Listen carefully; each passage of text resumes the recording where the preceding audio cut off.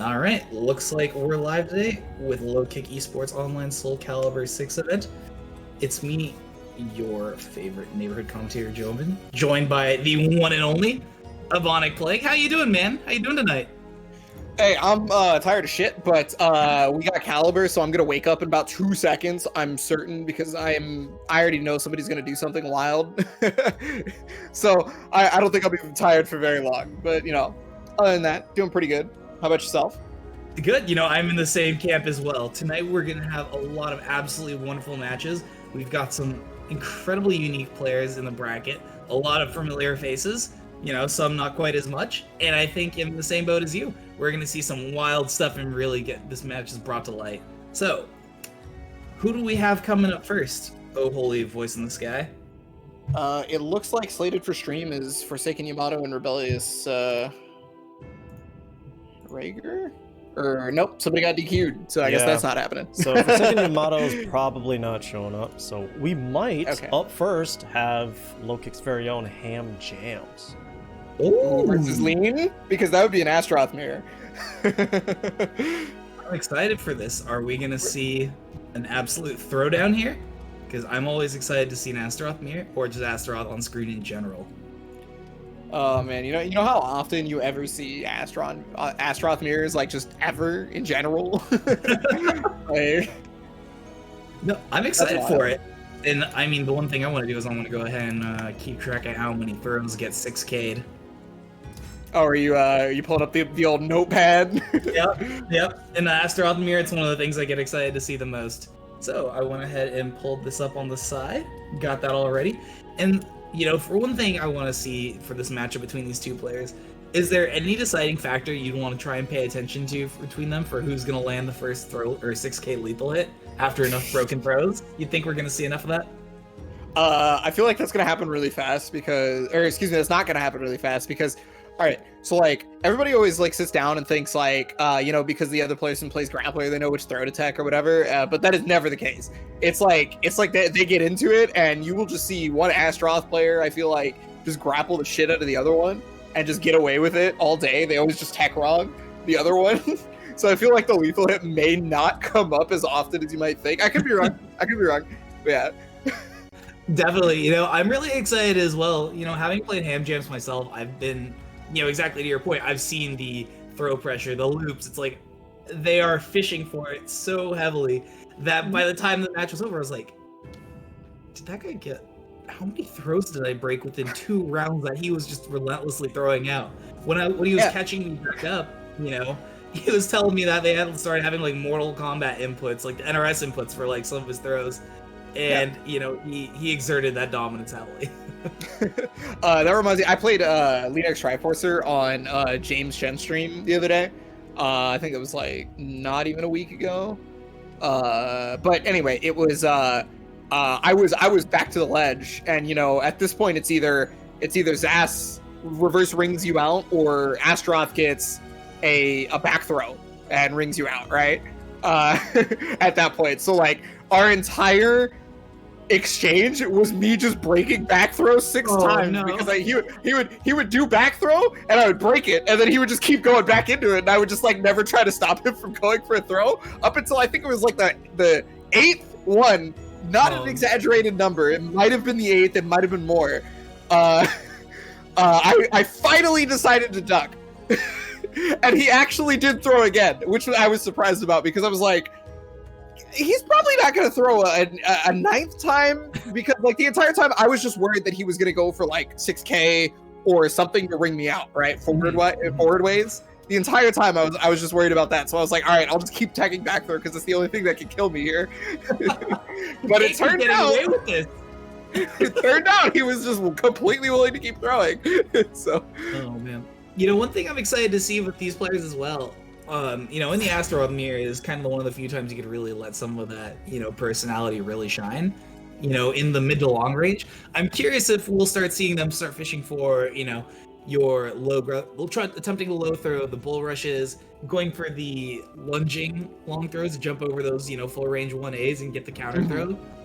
I think we're going to see, due to that intimate character knowledge and items they might have unique punishes on, just how much goofiness we're going to see, and I'm not going to lie. I have been hit by more off-the-cuff Poseidon tides than I care to admit. So, you guys sounded like you were having so much fun talking about the Astaroth mirror. But we're not having the Astaroth mirror. Oh, good. So we're not seeing the Astaroth mirror. They are mid-set. So we're going to have Necromancer and Decree come up first. Okay, that's sick. No. That's the marquee matchup of the entire bracket. So I'm golden with that. Let me have that one. No, I'm excited for it. It's always a treat when I get to see Decree play on PC tournaments.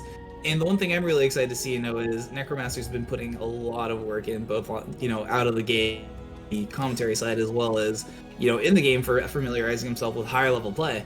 So, and I mean, he's in your camp as well, if I recall correctly. Yeah, it's a Zas player. There's two Zasses in the bracket and one on the commentary desk. No, I'm always here for it. I think that one thing I really enjoy as well is the diversity in play between the various Zos pickers. You have, unadulterated, neutral aggression in the form of Nitty, and then you have a lot of other players who are more willing to sit down and establish longer, clash setups, really focusing on the curses and just general map control. And Necromancer, I feel like, falls somewhere in between those from what I've seen. Yeah, it's really funny. Normally Necro is just so often on the commentary desk. We haven't really gotten to see him a whole bunch. Obviously he's still playing, don't get me wrong. I'm just saying, it hasn't happened a ton that he has been in every bracket or something like that, you know what I mean? As of recent, because he's just been putting so much work in on the desk. And so I really like to see that right here. Decree on the other side, we're gonna be probably seeing Voldo, I assume. I'm gonna wait for it, actually. Hold on. If I don't see Voldo, okay, yep. Oh, these my goodness. passes, oh lord! All right, this? I'm a fan. I'm a fan of both of them, without question. I wasn't ready. I wasn't ready for this color. Honestly, if, this really kind of changes the dynamic here. We're coming into this not only from a matchup sense, but they're both showing off their fashion like never before. Okay, so every time you go into a Voldo matchup, the question is how much does the other person know about Voldo in the first place? I feel like that always comes up, and you never get to see super matchup specific stuff on the other side, which I feel like a lot of people are lacking in matchup knowledge versus Zaz specifically, because he's not a super popular character despite his strengths. Definitely, and especially one thing that really could work against Necromancer here is Decree is a Voldo who's known for intentionally going out of their way to fish for low profile. Ooh. Speaking of low profile, chunky. Yeah. Oh no, is he no? Okay, I was curious. So right there, a lot of people get stuck on the ground and don't tech to the side, and then they get hit by 2A plus B, and you take 70 damage. That's it looks like Necromancer probably thought maybe Decree knew about it and just immediately went for the guaranteed. Right here, he's gonna be dealing with the 50-50s. He did snap. So and that's the Decree special. Right into Mantis and just no respect for Necromancer's defense whatsoever. And I do agree with your assessment entirely. This match is going to be entirely dependent on the matchup knowledge for both of these characters, as well as just the general setups. Well, I was going to say, specifically the versus Voldo is the big thing that comes into play a lot of the time, because versus Mantis, stance specifically, if Voldo is far away, he can't hit you with a horizontal, right? So, you want to try to start stepping so you don't have to deal with the run. If you're already behind in life, though, you have to come to him. But, I mean, Necromancer wasn't. Oh, yeah. That was back to him, so that was able to come out a lot quicker. Yeah, I felt. Solid use of that CE there, and Decree actually backstepping and getting ready for it as well. Minding the spacing in the macro game, solid all around. Okay, stops to go for a secondary curse right there. Side throw does get broken. Oh, got the low. Okay, one more, but he steps. He can kill. Oh no! He misses jump frame. What a step! Steps to Ari, and I mean, that was a solid original mix up there by Necromancer. I respect it entirely. Yeah, well, so he wanted to go for the B slide K just to be able to finish off the character. He had two curses, so he could have just kind of gone into 4-6B time stop, whatever, to kill right there, but. Still made it happen 1-1, but now he's already starting out with so little health, especially thanks to the back throw. So charge comes out. Definitely great use of the soul charge there as well. Really trying to buy himself a little bit more time. Walks the follow-up, but gets launched, unfortunately. Mix up time. Oh, and he gets it with the war on an explosive way to end the round. Yeah, I mean, it's not guaranteed that he's gonna be able to go for the mid, right? So you got to decide. Especially against Roldo, really willing to fish for that. Okay, 1 up, 2 up. Okay, he's air controlling, so he didn't have to worry about the possible infinite. Yeah. But he's got 2 bars. It's either CE or soul charge here pretty soon. Yeah. And tried to use it on mine. Oh, he was actually close enough for it to connect. That was really lucky because now he's gonna get the lethal hit on this. Yep. Okay. Great setup there by Necromaster. Taking advantage of those plus frames. Just like that, Decree gets the first game there. But you know, that adaptation by Necromaster really upping the tempo of the match and returning a lot of that guard pressure back onto Decree. He was doing a solid job controlling the mid range and long range, and didn't really allow Decree to get as much of that Cagliostro rush cheese into Mantis setups as we were expecting. Yeah, he didn't really need the Mantis setups too often. It was a lot of like, so he got some good damage on back throw, obviously for the second to final round. But it was really in the lows, and a lot of those Valdo lows are really slow. So that was blowing up Necromancer pretty hardcore. Like you'll notice, like he went for the, oh goodness, I'm forgetting the input right now off the top of my head, but it's the one that picks you up OTG if you're and restands you if you're on the ground. Oh, 1A plus B, I believe. 1A plus B, thank you. Yeah.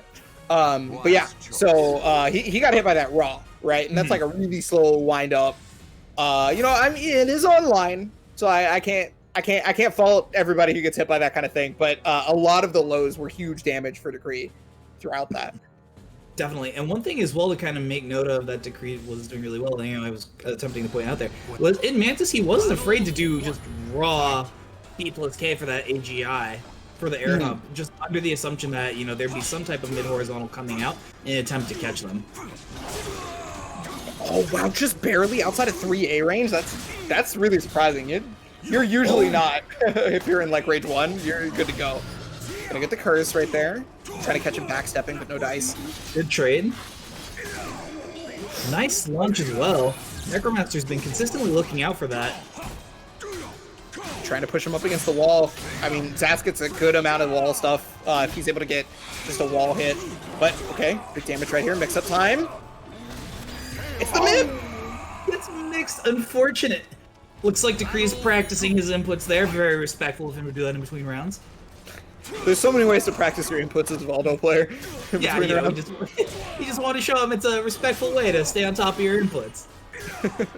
Nice choice to back there by Necromaster and get out of that immediate pressure. Unfortunately, Decree caught him with the raw guard break again. Yeah, soul charge to knock him straight down. This is basically trying to put him in checkmate if he possibly can, and especially with that, yeah. Yep. It's not, you can't push there in that situation. Decree really feeling himself, getting that leg work out. In Soul Charge, he has a break attack there as well, right? So like, you want to, I believe it's you want to try to step the break attack, or is it duck the break attack? Because the break attack is either vertical or the mid. I'm trying to remember which one. In that situation, it's not. It's kind of a hard one being, you know, back against the wall, and especially like with that low. I think he was just willing to take his chances and guard it out. Well, he got hit by it because I think he was either trying to duck or step. Because if I remember correctly, I saw like the prompt come up. Very, very true. Necromaster still has 2 bars of butter here. He's got to do something with it. Yeah, using that meter seems pretty important, especially on a soul charge, but he might not stay alive. Oh, okay. Man. Gets the combo there. Great block. The key. Soul attack. It's a break attack, so he's got to watch out for the resulting mix-up. 4-4-B. Interesting, but Michael Phelps. Yeah, he knew. Another launch. Is he still in? And he clutches it from the jaws of defeat. All without using his meter. He's got to be mindful of his guard gauge here. Will he be able to bring this one back? Knocks out a Mantis at mid-range. 1 curse orb on. How are we feeling about this? Yeah, I mean, I think at some point he's going to have to soul charge unless he starts getting like just the best reads on everything right here, which he just apparently is right now. He's on fire. Who is this man? Okay, never mind. Well, he basically did the ideal situation, is make it all the way back to final round without having to spend a bar, because now he is up at least a bar and a half on Decree. gets caught there, gets hit with a launch, unfortunately. He's got to use some of that meter to get him off and just try his best to reset. At least fish for those curse orbs. That's TE. Power can be so strong against Volt, though. I cannot believe he stepped the back turn setup off the 1A. Goes for the suck. Solid soul charge in response by Decree. He's got to be mindful that guard gauge has been his enemy these last 2 games. Oh, okay. Good him here. But the setup here, you gotta watch it. Oh, he ducked. Okay, he's gonna get a free curse off that, and there's still a bar. You gotta remember that. And now his CE can hit both, but over 4-6B is gonna attack him. Necromaster's so in, and that was just such an awful spot for Decree to be in with that guard gauge. He was just 1 hit away, and Necromaster was looking for it. He was ready to break that man's spirit and his guard in response to the solid Raw Kali Astro rushes down there while in between rounds by Decree. You know, he was just trying to power Necromaster up, saying, hey man, let's get back in the game. Let's keep it up. Good sportsmanship. And now we have a real match on our hands. I think that Decree was trying to step there, and he stepped maybe just a bit too late. And so 4-6B was still like able to catch him. Because, you know, it is a vertical, but it's much like any other vertical in the game where, I mean, like if you haven't stepped fast enough, it's going to catch you. Vertical. Yeah. I'm making air quotes. All right. Hey, look, you have to embrace how the game works, otherwise you're just gonna get upset. So. Absolutely. No, I fully, you know, for all the jank that SoulCalibur has, at least it can be pretty consistent, and I do appreciate that about the game. All right, so 1 apiece, and I mean this is first round too, and this is kind of the marquee matchup that we were looking at for the tournament to start. Because these are 2 of the stronger players, right? And definitely one thing as well is these 2 characters are ones that we don't see quite as often in tournament as we'd like to. It's just very diverse. Especially matchup I'm not entirely familiar with as I'd like to be, so this is a real privilege. Great step into back throw, goodness. Oh, big damage right there. Yeah, I personally like this matchup as a Zaz player, but you know. Wow, he teched front there? Zaz cannot front ring you out anymore. Oh, he cannot front throw ring you out anymore. So like yeah, okay, now he's starting to tech back every time now. I think maybe Decree was thinking about it and he was just like, wait a minute. I respect the attempt. An attempt was made by Necromaster and I'm not gonna fault him for that. Yeah, well, I mean, look, it's one of the few ways that he was going to be able to make the comeback, right? Because a ring out is obviously 100% of your life bar. Ooh, okay. Great interrupt there. I'm surprised that he got the 6K afterwards. That's he was real low to the ground. Oh, but the mix-up? Okay, back against the wall. You got to be careful, Decree. 2 curse orbs. Getting the soul charge there. Still not in a great spot. Gets caught by the turnaround.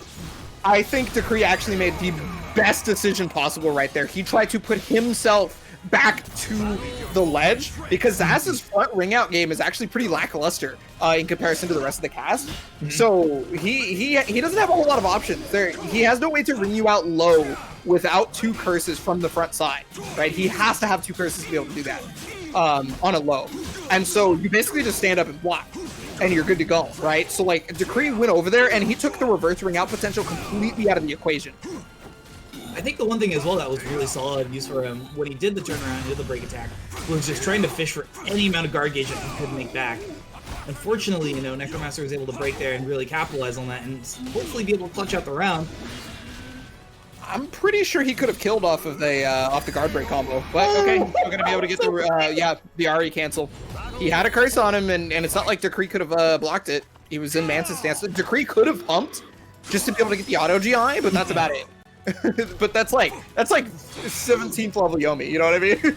Yeah, no, that was really intense. I'm not gonna lie to you, man. The fact Necromaster was able to recognize you still have that curse orb and just commit to it is, you know, that's a pretty big wake up check for me because I didn't even consider that an option. I did it! And Decree just getting over the hump there and able to get the ring out. Wow. Nice, I like it. I caught that one. So it's gonna be 2-1 on Decree's side. Moving on. Yeah, it was a really awesome match between these 2 players. You know, that gave us exactly what we were looking for in terms of, you know, a unique match to really kick us out, and looking forward to a lot of the unique playstyle from these players. We saw a lot of low profiles from Decree, and we saw a lot of kind of that hybrid status between like players with Nitty and players like Nitty on the aggressive playstyles for neutral, as well as, you know, elaborate, more solid curse setups. And like Necromaster lived up to it, and that was really, really solid. like you said, we don't often get to see him play because he's been so often, behind the desk. And I always enjoy watching other commentators play. Nothing quite brings the joy in, a smile on my face like that. Getting a chance to actually play. Yeah, we were robbed of the Astaroth Mirror of Ham Jams, so hopefully he's making it further in the bracket. But I should check that. So it looks like Ham Jams actually beat Linux Triforcer, so we're gonna not this match, but I think the next match on stream is Ron versus Ham Jams. I think the match that we're gonna get on stream is actually Zendo versus Grolix. So we'll at least see a little bit of Astaroth at some point. Nasty. Yeah. I'm excited for it. Zendo gonna play Keelik the whole time? That is my question.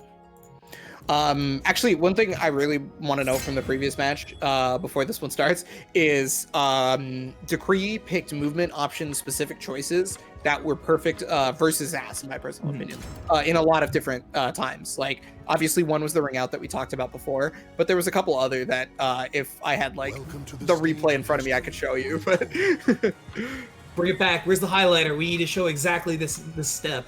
And the one thing he was doing as well was going for the low profile launches as well, and just being very cognizant of Necromaster's highs.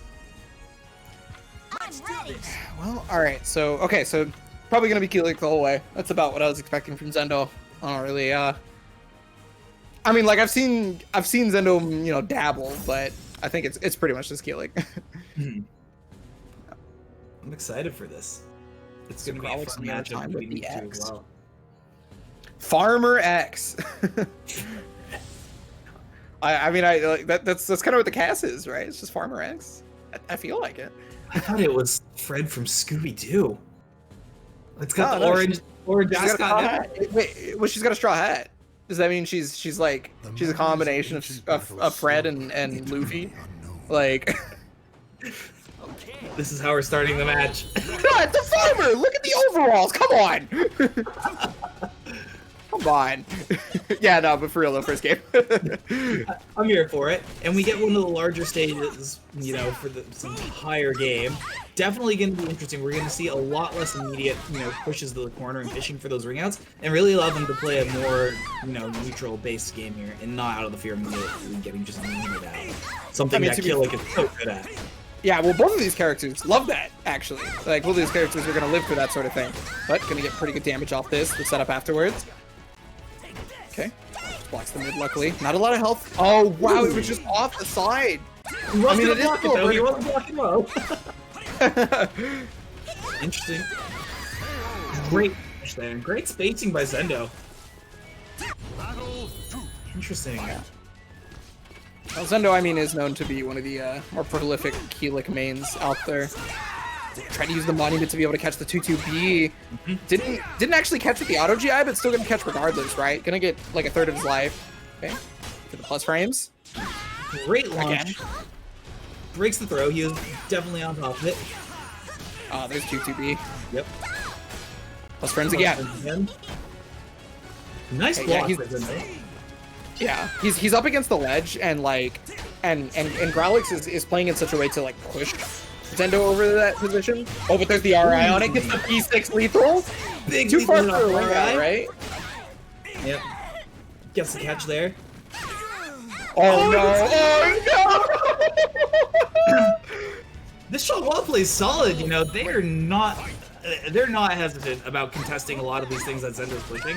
And honestly, have been very consistent with their Oki and capitalizing it every way that they can. Zendo, to his credit, is really taking advantage of the movement that we spoke about earlier, and he's managing to control the pace of the match so well and fishing, for these AGIs.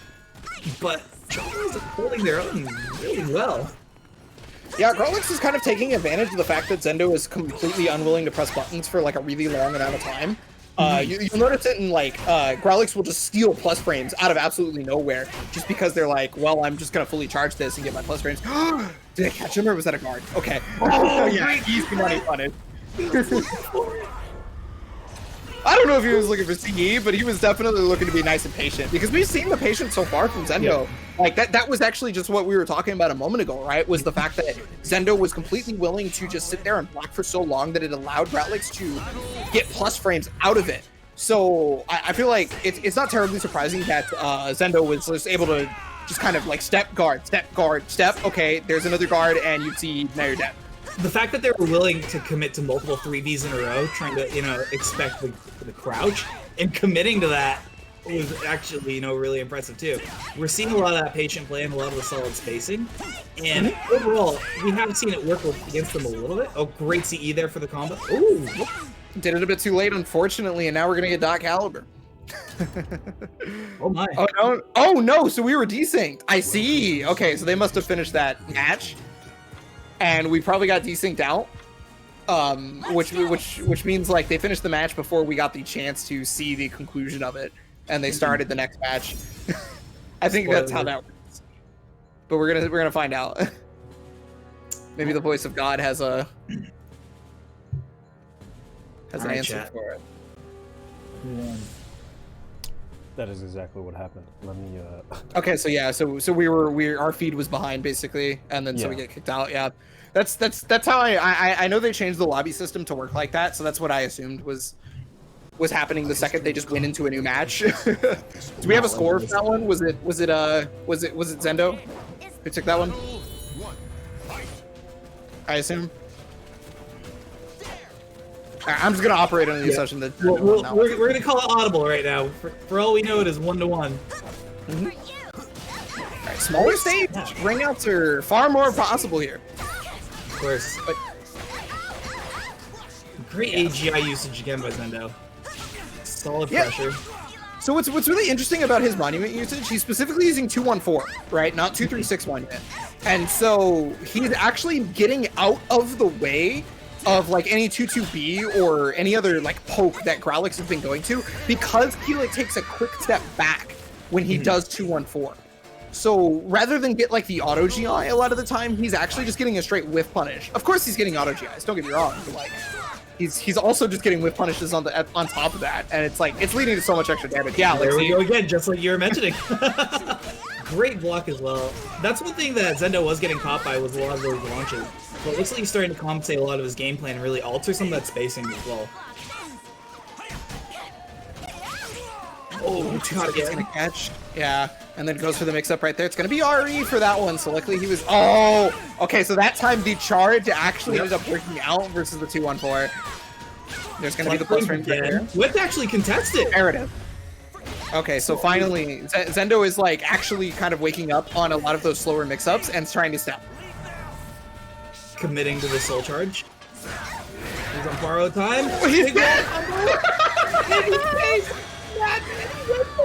Oh my god, I love it.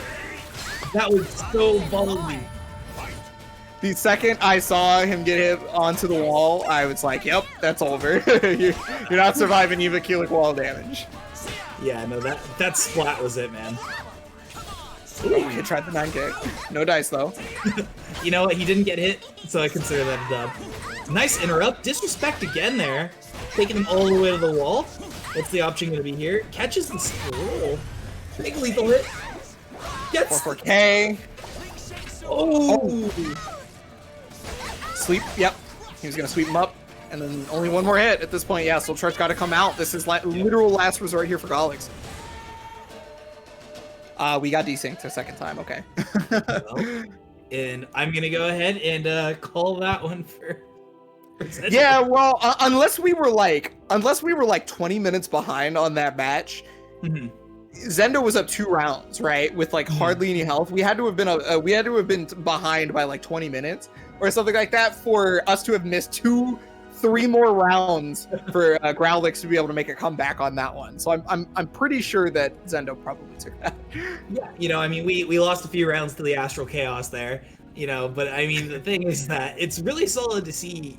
I'm actually really excited whenever I see like Xianghua players come up, because from when I've really been watching a lot of tournaments, I haven't gotten the opportunity to see as many like I don't want to say like non-top players, but I mean like players similar to our skill level really like pull them out in tournament play and really show their mettle against more experienced players. Like it's nice and refreshing to see unique Xianghua play and see how they're utilizing the tools that like we so often either don't see or do see, and really checking where more experienced players are willing to push the push the envelope a little bit in terms of like disrespect against a character with such strong Oki.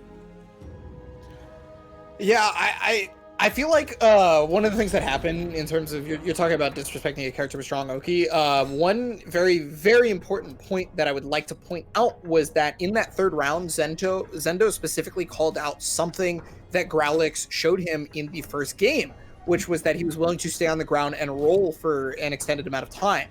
And so you saw in the third game specifically that he just capitalized on the fact that he was like rolling or just staying on the ground for as long as possible.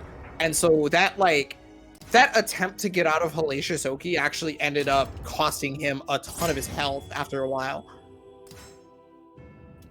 Yeah, no, I agree entirely. And, this one thing that I really saw about that is, when he was fishing for that roll, especially in that final round before we had, the desync, is not only did it cost him severely, but assuming that he was going to be going for that again, we've seen heavy adaptation from Zendo. Who knows what he was going to be able to pull next? Because after a certain point, he was already starting to be on top. I don't think that entire last round, if I remember correctly, he got hit by a single 2-2B. He was being very, very hyper vigilant for it. Definitely not the last one. For sure not the last one. And even if you like go through the whole set, I'm pretty sure only one of the 2-2Bs actually connected. Mm-hmm. The only other time I saw him get launched was a 3B when he got wrung out. Yep. So the thing is it wasn't just that he was hyper vigilant about the 2-2Bs. It's that like every time that Growlix specifically went towards 2-2B, it ended up getting 2-1 forward. And not that it got auto-GI'd, but it pushed Zendo back far enough that he actually got to whiff punish the 2-2B, which is incredibly rare. I think that was also something really unique too, is that his usage of, his two stances there was not only fishing for those AGIs, but also putting him in the unique whiff punishment states, is his options on what he was optimizing to finish the strings with. There was definitely a moment where it seemed like he was just blatantly respecting, he was respecting his opponent's like knowledge checks and like, all right, are they gonna be able to know to punish this? And didn't attempt to push the envelope at all for, a potential punish. He was playing so safe, and I really, really respect that. Like that was very honest. I also like that he decided that he would just take as much damage as possible over the Oki. That third round was a good example of this, actually. He specifically took as much damage as possible up against the wall by going for the sweep, right? The one where like Keelik just sweeps you up. That is actually only possible when the opponent is up against the wall. Otherwise, they just kind of like tech back and they get away from it, if I remember correctly. But you get less of an Oki situation afterwards. You sacrifice the Oki for the damage. But regardless of that fact, Zendo just sat down and was like, the damage is the best way to go here. I've been opening them up through SoulCalibur regardless, so it's not like I need that Oki pressure nearly as much. And then it ended up being that Growlix stayed on the ground even after the sweep up happened, and you just kind of got even more of a situation afterwards that you wouldn't normally have gotten otherwise. Definitely. And I mean, especially your comment about SoulCalibur, like, it was actually very, very consistent for their back and forth for neutral. We were seeing significant, 2Ks, 2As, attempts to catch. And I mean, they were definitely not subscribing to the social construct of big caliber attempts to fishing for these nasty lethal hits, This is, I am a big proponent of small caliber, and it's unique to see it online. It's something that we see a lot more offline, but seeing it online is very refreshing. And you're absolutely right. Being very cognizant of that, he was being incredibly careful, checking a lot of those steps and being mindful not to get caught by any run counters. I don't think I saw him get caught once, apart from just the first round when he was just trying to take a back step. But looks like we're going to, speaking into back step, I'm going to take a step back here and move into this next match. We're going to get our way and have the wonderful opportunity to get to see Ham Jams here. And it's an Astaroth mirror. Oh, is Ron going to play as? Yeah, well, this is one of the characters that Ron was messing with. That is horrifying. That is horrifying. That is horrifying. You don't like Full Metal Alchemist? I love Full Metal Alchemist, but oh my god, dude, he's strong-arming me into watching this Armstrong Cats. Yeah, well, it's meat day, and you're gonna see it. Yeah, so the thing that I was mentioning was that Ron has very specifically been playing a ton of other characters on his stream. And Astaroth being one of them, right? He's been basically just trying to get a bunch of characters to S rank because he may as well. It's content. Well, it's not really content, but you learn about the characters that you have to fight a lot by playing with them, right? But okay, tried to stand up, but no giant hand and he went for the wall rising. See, that's what I was kind of telling you about, was a lot of the fishing for a lot of those potential low throws and mixing things up, as well as utilizing the armor throws. Gonna get the low throw on this one. The revenge. Oh yeah, that's gonna be a free lethal hit. Yep. It decides to not go for the ender and instead goes for the Oki throw. Okay. Solid. Get that 4-4A. Ooh, goes for the 2-2A. Has to block there for the break attack. Gets caught. You brave soul. What? He responds, and that's gonna be out. Oh my god, this is kind of what we were wanting when we wanted to see Hamjam versus Lean, right? Oh, like.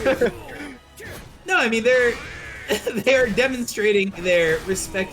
There it is, the 4-6 throw. He's gonna fish for it. That's not the last we've seen of it. Finishes the rest of the string out. Oh my goodness. Yeah, I was gonna say there's a lot of meter right here, and Ron has not been using it. But okay, spin, and I was gonna say he needs to back up because last time we saw Ron do that on the Beyblade, and Ron stayed up in his face, which I thought was. Oh like, my god, low. Knowing the GI, the follow-up for the 990K, it's a big hit! It hurts! It hurts! Oh, 6-6K? Okay. Ooh, interesting, goes for a unique reset there. Catches him with a tip, the bull rush, throws on a wake up, responds with another one. Oh no, is he out? No, he's still in! He hit the wall! He's got just the perfect corner right there! Soul Charge comes out for Ron. He's gonna Beyblade it up. No, just decides to go for that, but finally gets the Beyblade. That's gonna kill easy money. And Ron may have had to use 2 bars for that, but it's more important than losing the game, for sure. Amazing. Goes for the 2AD there. Okay, slow. Okay, big damage off this. But the positioning, watch, he's gonna put him up against the wall. Okay, really showing him that this matchup is on a need-to-know basis. What's funny is Ron's like main training partner, if I'm remembering correctly, is Lean. Really? Lean Triforcer. Yeah, at least one of them. So I wonder if that's why he picked this matchup, is he feels like comfortable in it, maybe. Maybe. Oh, and Andrew comfortable snapping his spine right there. You know, I had the wonderful opportunity to play Astaroth Mirrors with Ham Jams, and like this is essentially the same thing. There is a cursed tech that I taught Ham Jams, and it was be confident in knowledge checking your opponent if they're being respectful with the 2-2K hold, because I'll tell you, he had no idea about, you know, if they don't block the shockwave, the nastiness you can get off of it, or even the ability to really press your will, or, you know, push your game plan on your opponent. Okay, there it is. All right, going back to Zas, I think Ron understood that that did not go so hotly. So this matchup used to be super bad for Astaroth. Like this matchup used to be like actual butt cheeks. Can we get some tryhards in the chat for Ron, by the way? This matchup is definitely a lot better now because now Zas no longer lethal hits Astaroth for complete free whenever he so chooses, which was something he did in the previous couple of patches. It was so basically Astaroth's command throws used to count as heavy attacks, even if they weren't the critical edge, right? So Zas could 4K lethal hit him for 90 damage every time. Ooh, gets the catch there at max range. Unfortunately, goes for the DI into the so no. That is not a real combo right there. That is something that like catches the opponent if they like front or back tech. Well, oh, but he walked into the lethal. He can't keep getting away with this. That is one of the things that was also really bad in this matchup for Astaroth, and it still remains to this day, is that Astaroth gets lethal hit by 6B from Zasalamel a lot more than other characters because of his size. Oh my goodness, the 4-6 throw caught from max range. That was the throw I wanted to mention if we were going to see the Astaroth mirror with Triforcer and Ham Jams, but we're not. So big damage right there. Ron with a character swap. He's gonna go ahead and let Ham Jam know what's up after that last one. Oh. Okay, Soul Charge right here. Doesn't want to have to deal with anything Ham Jam's gonna bring out, but I mean, Ham Jam's got a lot of bar to work with. Oh no, that's actually worse than getting hit by just the thing raw. Oh no. Oh no! He was so smart going for that, assuming it'd be a crouch state. Big wall combo. He's got 2 bars here. You gonna have the opportunity to even use it? No! Oh wow, he actually got it. Okay, that's surprising. Combo. So the very last hit of that combo specifically is it's really difficult to actually connect because of how far the opponent is. A lot of the time they can just side tech and get out. I do not know if that was actually a perfect range for Ham Jams to be able to, or to not be able to side tech. Because I've never seen anybody go for 8B plus K like Ron did there. But it makes sense to go for 8B plus K because it's faster than 668 plus B, which is the other flip that he does. Which is the other OTG flip that he does right there. So, I mean, I guess I'll have to ask Ron right there if that one was true or if it was able to be side teched out of. Yeah, you know, and especially with that specific matchup knowledge that Ron has exhibited in this. The one thing I wanted to call attention to, but I didn't get an opportunity because he went absolutely wild, is rapid adjustment to be mindful of 2-2B, as well as a lot of those long-ranging horizontals, as well as like the 9-9 string that Ham Jams loved so much in the first matchup. That's the second time he's caught him with the unblockable cancel too. The absolute madman. Unblockable. Yep. Right there, that is an unblockable curse. You cannot guard there. If you block the full back turn B plus K, there's enough plus frames for an I-12 to be able to come out before you can guard. Did he just 7B to get out of that? That was so smart. Okay, he's just backing up. He's like, I don't want to get reverse rung out. But the problem is he doesn't have the life lead, so he can't run away forever. Ooh, catch him with the beautiful. Ham Jam's gonna play here. It's really common for his ass player to want to go, I was going to say go for full crouch 3K, but now he's got the lethal hit. So like any other character in the game would not have got lethal hit by 6 Ducks high. All right, time to guess. What do we got? Oh, he guessed right. He goes for the guard break, but unfortunately gets severely punished for it. Wow. Not enough plus frames there, unfortunately, for him to be able to get that whole thing. And again, 6B. Ron is so smart. Was he going to go for the curse? Oh, okay, so he goes for the big damage combo. I see. Oh, wanted the reset, but no dice. You know, Ham Jams has been staying on the ground, which is actually really good versus back turn setup. You either want to like try and stay on the ground, or you want to. Beautiful recognition by Ron to not do 6BB, but instead do 6BK. So it leaves them standing back turn, and he gets the back throw. Yeah, and I mean the one thing too is Ham Jam's looking for a lot of those tech crouching throws, and it has been paying off for him. Unfortunately, Ron is just one step ahead of him. Stuffs the CE. That's really good, because at the very least, he takes away some of the bar. Okay, there's Soul Charge right back at you, though. Ooh, just out of range there. Gets hit by the second hit again. Yeah, a lot of people forget that the Soul Charge version gets 2 hits, as long as the Zaslamel player presses the button again. And that's gonna do it. That's gonna be it, sending Ham Jams back to the bracket below, the lower bracket. But solid performance, you know. I mean, he was so dominant that first turn on the Astaroth mirror, but only for Ron to go try hard mode and really reestablish that Zos play. You know, your assessment essentially of what he was fishing for was dead on. Basically the way that Ron the Tryhard played that matchup was a lot of the stuff that needed to be done versus Astaroth as a Zaslamel player.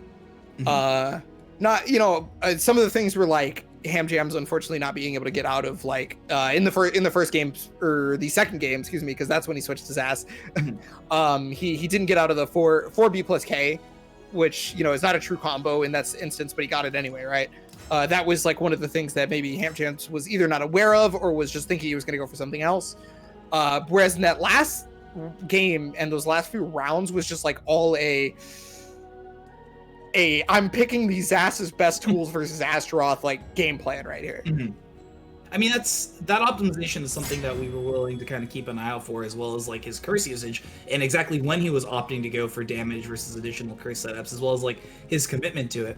And the one thing I thought was really solid, you know, you mentioned the 4BK earlier. You know, he was looking for those reads, and he essentially used that 4BK to catch Ham Jams down bad in 4K for a lot of those techs. Because he went for it a lot, but his swap in gameplay, in order to kind of catch that, he only got tech crouched, I believe, 2 to 3 times, and other than that, he was willing to stay on top of it and force him into going for those low throws, which he was punishing heavily.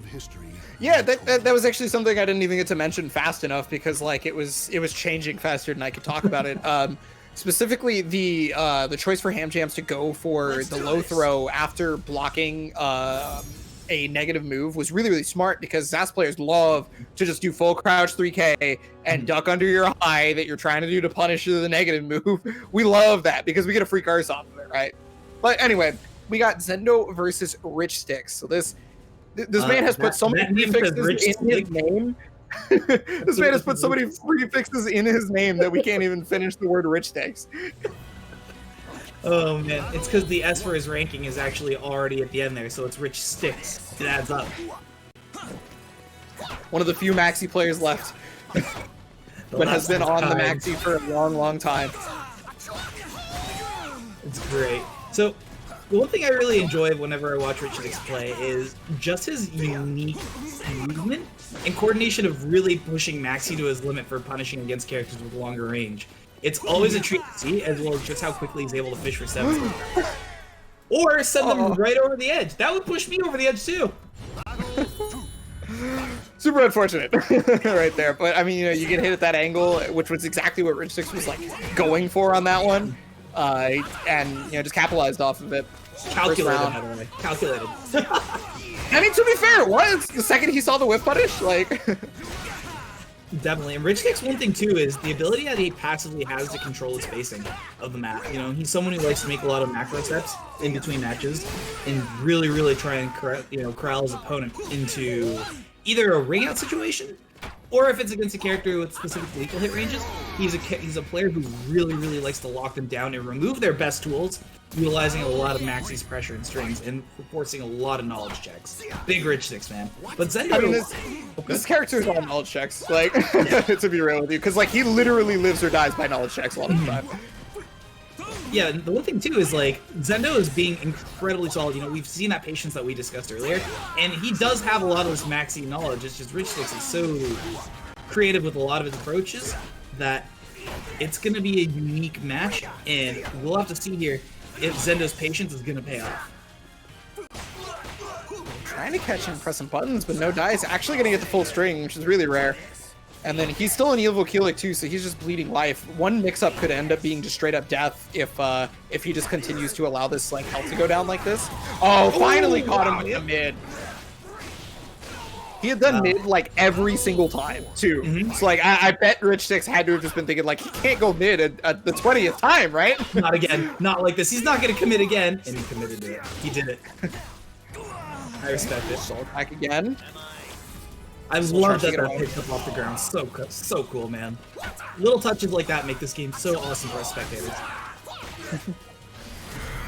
Okay. Yeah, that's a free punish, isn't it? Yeah, I'm pretty sure that's guaranteed. I feel like you have to Heaven's Guard to be able to get out of that, but I don't know. Well, he has enough meter, I think, for the Heaven's Guard, right? Because he's in Soul Chart, but it counts. That was so smart. Steps to the 6A plus B. Rich Sticks on the defensive here. About to get a bar meter potentially utilized. Great Nice step right there. Again. Yeah. Oh, wow. Another great step on that one. That was actually one of the few times where... Okay, so yeah, it looks... Rich Sticks took that game. Okay. I'm sorry, Carry on. I didn't interrupt you there. So, I'm just going to talk to the Voice of God stuff. The reason why I asked if you needed to...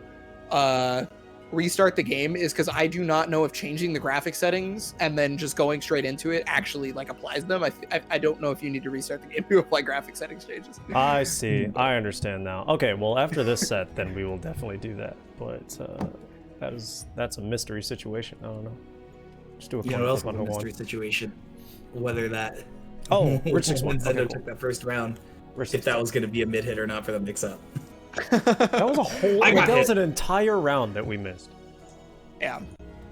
Yeah, they're offering to remake, so I'm gonna restart so that way for spectator experience it's a lot better, and so that way we can consistently get those matches. But give me like 2 minutes to reset the game. Is that cool, guys? Mm-hmm. Yeah. Now, yeah. So anything to prevent matches being lost to the Astral Chaos there. Yeah, for sure. Because like Zendo versus Rich Sticks is a match I really, really want to pay attention to. Personally. But yeah,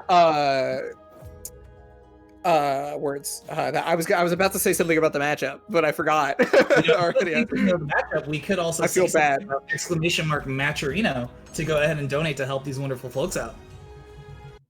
So !Matcherino in chat. I did not realize there was a Matcherino. Hold on, I'm doing that myself right now. It's okay. It's okay. I only noticed because I looked over at the right time. So you want to go ahead and support these wonderful, wonderful, wonderful people. And currently, we have our top contributors with Graffiti Souls at $100. $100. Yo, let's go Graffiti Souls. Thank you so much. Followed by Fat Destro with Hey, my man's. Amazing. Thank you. And for all the people who've donated, with the 50 cents as well as the contributions there. Really appreciate it, guys. I'm going to go ahead and put my money where my mouth is. So excuse me. Yeah, I just did the same thing. Yeah, thanks so much, guys, for tuning in. Just like Jobin's talking about, hit up the Matcherino real quick. The code is actually on the Matcherino page. Otherwise, it's LKO MAR 21 SC for low kick online March 21st. SoulCalibur. It's pretty clear. Absolutely. So pardon me for my radio silence here. I'm gonna go ahead and donate to help it out because I appreciate everyone here playing. Yeah, it means the world to me, and I want to even give a little bit back here. I'll check the bracket real quick to see. Okay, so the next match on stream would be Ron versus Decree, which I can't wait to see that one. Ooh. And then let's see who's moving and losing bracket on top of that. Oh my god, Yoshimitsu 6 versus Necro after? What? I'm so sad. I'm gonna miss that because it's gonna be off stream. Oh my goodness! I just saw the tweet that the low kick guys made, and I look like I'm disassociating so hard. Don't forget, guys, you can head over to Low Kick Esports on Twitter and go ahead and give them a retweet for the optics. We have a lot of awesome players here, and we want to make sure there's as many eyes highlighting their efforts as well as the production here. So, gonna go ahead and throw that out there, guys. If you want to give them the fresh retweet. All right, so getting ready to invite the players back to the lobby. Zendo, Rich Dick. So, oh yeah, that was what I was gonna mention about the matchup. So one thing that I would like to have noted for specifically the times that it looked like Zendo was making the comeback after he had won his first round was it was incredibly rare for Rich Six to have consistently gone to. I don't mean to interrupt you. I apologize, but Two Swords just donated another $100 to the Matcherino pot. Oh, my man's Two Swords? Let's go. Pacific Northwest coming through. You guys have such an awesome scene. Yeah, we definitely do. I'm gonna call out Two Swords though. I will not ever play you again until you stop trying to fight me at the ring edge. You're never gonna win. It doesn't happen. So just stop. Just play me like for real. Kurt, did you just speak ill of one of our top Matcherino contributors? I'll have you know that this is completely. Just kidding. Say whatever you want. He's in your seat. That being said, we can go ahead and hop back into this match. Really excited to see how this goes. See if there's any major change of gameplay here, and most importantly, is Zendo gonna be able to clutch this out? Yeah, so the thing I was saying was that it was very rare for Rich Six to go for so many verticals in the matches that were happening, and then the one match that he had gone to all those verticals, Zendo took it, right? So like I feel like as long as Rich Kick consistently can just go for like delayed horizontals, I feel like he can catch in a lot of situations, but unfortunately already with the monument onto the wall, and that's going to catch the step on run counter. Didn't get the full combo off of it. That's going to give him one more chance. Oh man, solid interrupt that though. Normal guard did not OG that? Really? Was that just like the literal perfect time? It must have been literally perfect time. I mean, Rich Six was fighting for his life, and like he's a player who does not get rattled at all. Big lethal hit here. Opting for the damage. Great duck and punish by Zendo. Yeah, that's one of Keelik's best moves. That's easily top 10 move for Keelik. While Rising P is ridiculous. Gets it again. Go. That's always the hardest part about Keelik after he soul attacks you, is you are just at his mercy and you do not know which way the mix-up could possibly go. Definitely. Rich Stick's coming in here. 2 sticks of butter. How's he going to utilize it? Zendo is absolutely exerting his will here. You're right, it's absolutely at the mercy of Gillick in this situation. Okay, big damage on that one. Let's go for the Hori. And then, yeah, I think, okay, yeah, the Rich 6 is starting to look for the, trying to catch him stepping a lot more. You're noticing, like, all these horizontals coming out. We're seeing a lot of the same patterns we saw in those very dominant rounds as well. Really opting for a lot of step catches. And the Regii! Rich 6 is back. He's ready to roll, all without burning any of that meter. That's the best case scenario, is if you don't have to burn the meter for as long as possible. That was beautifully timed right there against the wall rising B. Respect to Zendo again for respecting the plus frames. He's, you know, he's so... I'm gonna go on a limb, like, I really enjoy how respectful and, like, honest and pragmatic that Zendo is. It's a breath of fresh air in, like, the online Calibur game. Zendo is a heavily small caliber type player, like without question. He understands Gillick's strengths and he just tries to go for them as much as possible. Tried to interrupt using the CE. I wonder if that was meant to be Soul Attack instead. I don't know, but unfortunately that's going to allow for huge damage for Rich 6, and now it's 2-2. No, I agree, man. That was really, really solid. You know, it's kind of hard to play big caliber when you're caught up in a lot of the traditionalist SoulCalibur experience, but huge respect to Rich 6 for just going ahead to commit and really recontrolling the pacing of this match. Pretty much never afraid, right? But he does have Evil Keelik on top. That's big damage up against the wall, too. He's going to have to worry about this mix-up no matter what. Oh, 6-8 plus B is not going to help him out, and sidestep right into it. This isn't the end for Rich 6, though. This is winners. He's still in it, and we're going to see potentially come back. Yep. This is one of the reasons why I really wanted to make sure I really wanted to make sure we saw this match, because I thought it was going to be good, and it's delivering 100%. Thank you for saving me on that, because I completely the Astral Chaos round threw me off there a bit. Well, hey, look, that was the first time we didn't have an Astral Chaos round since they started happening. So let's go. Like we did it. No, that was awesome. And we've got the Yoshi port here. Moving into this next one, it's gonna be really interesting to see how this match starts off, especially with Zendo being so like conscientious of spacing and just trying to take advantage of that. It's gonna potentially make things a little bit more difficult for Rich to get in. I personally think favors Keelik a lot this stage. He has the chance to run away, and I think his ring out potential is far higher over the small wall. Like, obviously Maxi can ring out over a small wall, right? But like Keelik's potential to be able to do so over a small wall is higher. Oh, it's not gonna matter if there's no ring outs going on. Perfect agree as well for your assessment. Rich, that was the perfect round for him. I mean, he caught pretty much every step. It's exactly what we had originally talked about when, like, Rich 6 was winning. It was catching so many of the steps, because you'll notice that, like, a lot of Zendo's, like, small caliber is step 2G, because he wants that wall rising B. Ooh, just went right through him there. 6 AB catches. All right. It's real game for real people. This is real Calibur hours, dude. This is what I live to see. If you're not getting hit by this, you're not playing SoulCalibur 6. I love this game. I love this game so much. Keeps it fresh. He wasn't sure if it was gonna be he wasn't sure if it was gonna be the mid or the low, so I totally understand at that point. Like, sure, Rich 6 has gone to low just about every other time prior to this, but that doesn't mean it's gonna be that last time, right? And I mean, you saw him twitch. He was already blocking low, but then he second guessed himself. Definitely. Zendo really doing everything he can to lock him down, not really allowing him to fish for some of those 6 AVs and start his pressure. Oh, he ducked under the kick, but he unfortunately did not get the actual punish. He's going to put him back towards the wall. No wall hit, so that's super lucky for Rich 6, because that means he's going to get out of that. Great step, but no punish. Oh, the Heaven's Guard! That's the nerf at play. That is the nerf at play right there. Heaven's Guard pre-patch would have totally caught that. Ooh, respecting the plus frames. Ooh, this could be bad for Zendo. He's got a bar of meter here. I wonder if he's going to be forced. Nope, not forced to use it. Wall Rising B, the absolute savior of Keelik players everywhere. I love it. I'm so happy to see that. These two players are so solid. I mean, it really, this feels like I'm offline again with these two players, especially with Zendo's playstyle and Rich pushing through so many knowledge checks and just solid control. I love it. This is good caliber. Complete with hitbox silliness. Mix up potential here. Is it gonna be?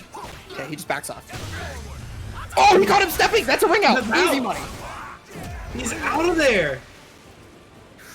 Rich Rich Sticks Sticks. 2-1, very close right there. Does it just for kicks. You've been on a roll today. I can't fault that. Something else that's been on a roll is Rich Sticks consistently over the last course of online tournaments is his ability to stay stalwart in the face of potential defeat. Like even then, we saw him able to swap his game plan, but not being afraid to push a lot of those same mix-ups. And Zendo actually was really, really, really solid for fishing for a lot of those counter hits. Was very, very aware of the knowledge checks that were in place, aware of Maxi's plus frames, and didn't get hit by too many setups there. I mean, the things he got hit by were legitimate mix-ups. We didn't have to worry quite as much about potential like, is this what's going on here? Is this what's expected? But Rich Sticks was bringing the high-level mix-ups as well as really keeping his own in neutral against Zendo's SoulCalibur, which I respect immensely. Both players solid performance. So Rich Sticks going to be sitting in winners finals, and we're going to find out who plays Rich Sticks here between Ron and Decree. So Ron Tryhard versus Decree.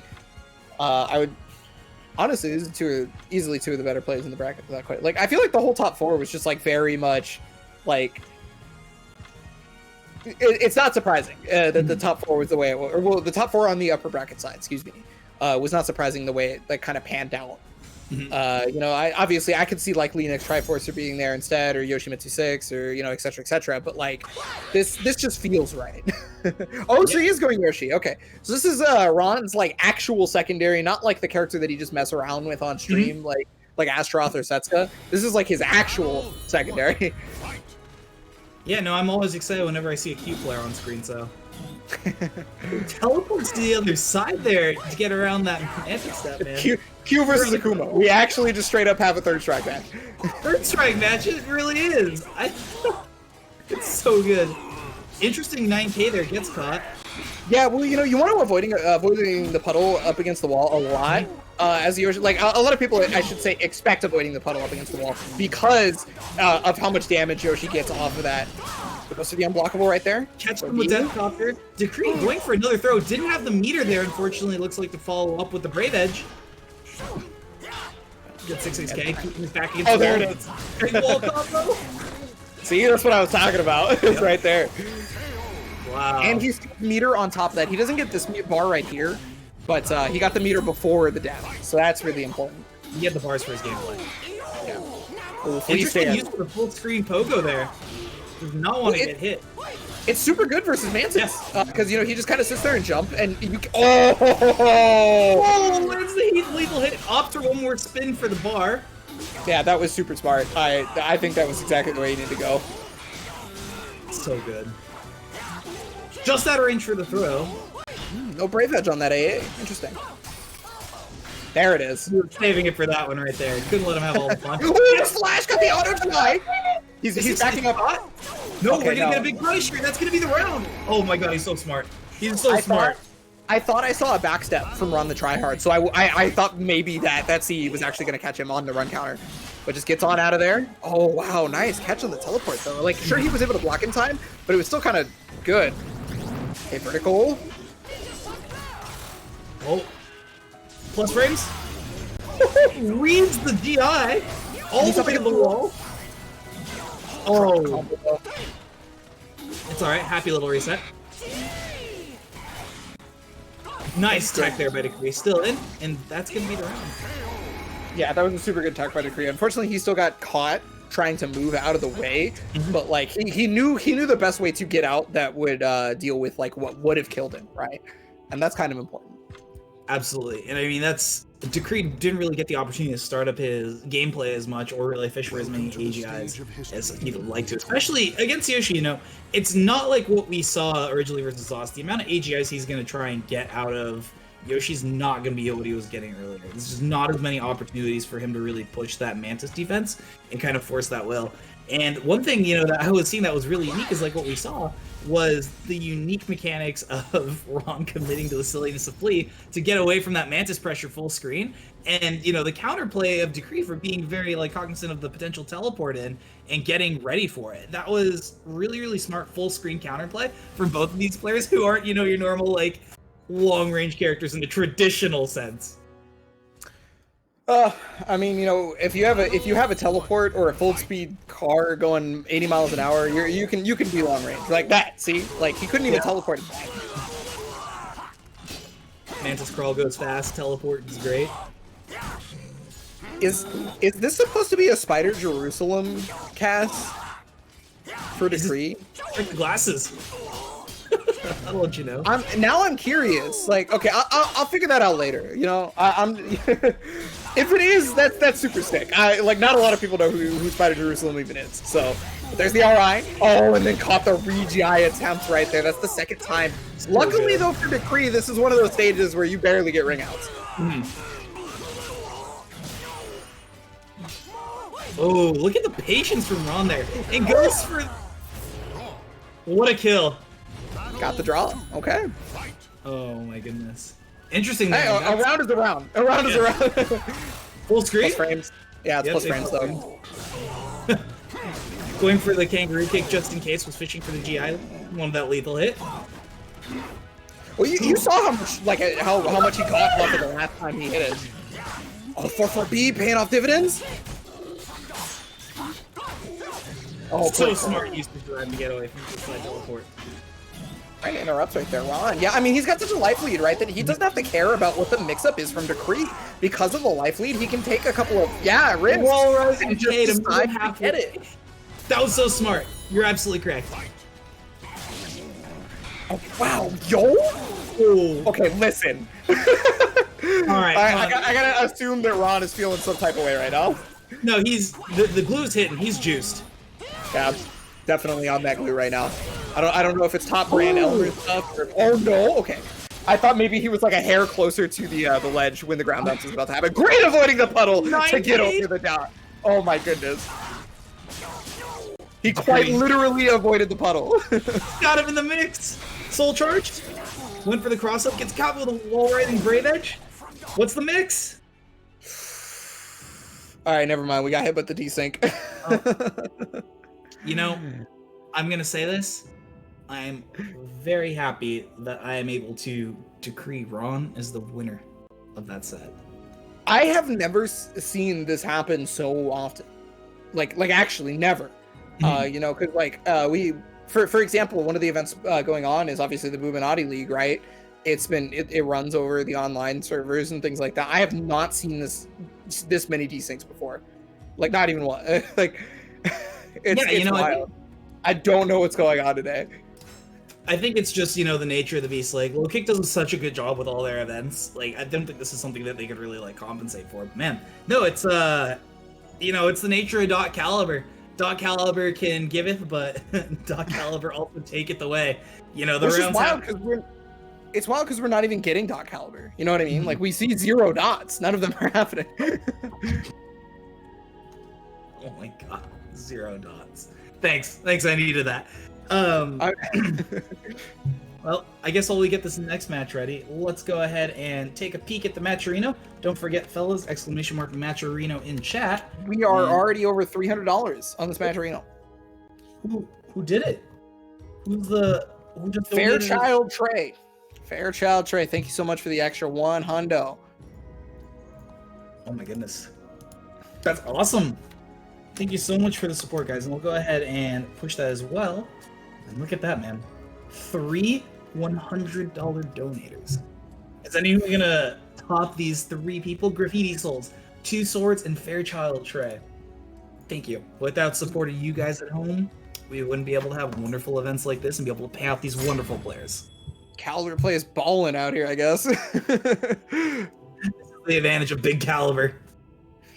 Earlier we were talking about small caliber, but maybe we should just only be all in on big caliber at this point. Like Jesus. Yeah, you know, the systematic power that lies within big caliber in terms of mass funding of locals. You know, it's essentially the great thing until you look at the effects a small caliber has on neutral. You know, I'm full of it. I'm not committing to that bit. I want to, but I'm not. It seemed like you were going to, and I was just gonna let it rock. It's too late for that. I have had a little enough sleep that I am okay with just letting the dumbest shit rock at this point. Like, maybe if I had a nap before this, I would have been like, nah, dog, I'm stopping you. But Your sleep deprivation only powers you up in this situation. Similar to how I feel. And coming into this, Lean versus Yoshimitsu is going to be a fun one. I've had the privilege of getting to witness and commentate a lot of Yoshimitsu's matches, and the man is nutty in the most positive sense. I'm a big fan of Yoshimitsu 6. Welcome to the stage of He's so nutty, and I always look forward to his plays. Like, he was one of the few people to really keep Talon players in check until they eventually got hit with the Talon stuff. He's a Yoshimitsu who can keep up with the craziest and keep up with some of the most technical, just by exerting a lot of very unique situations and really playing it.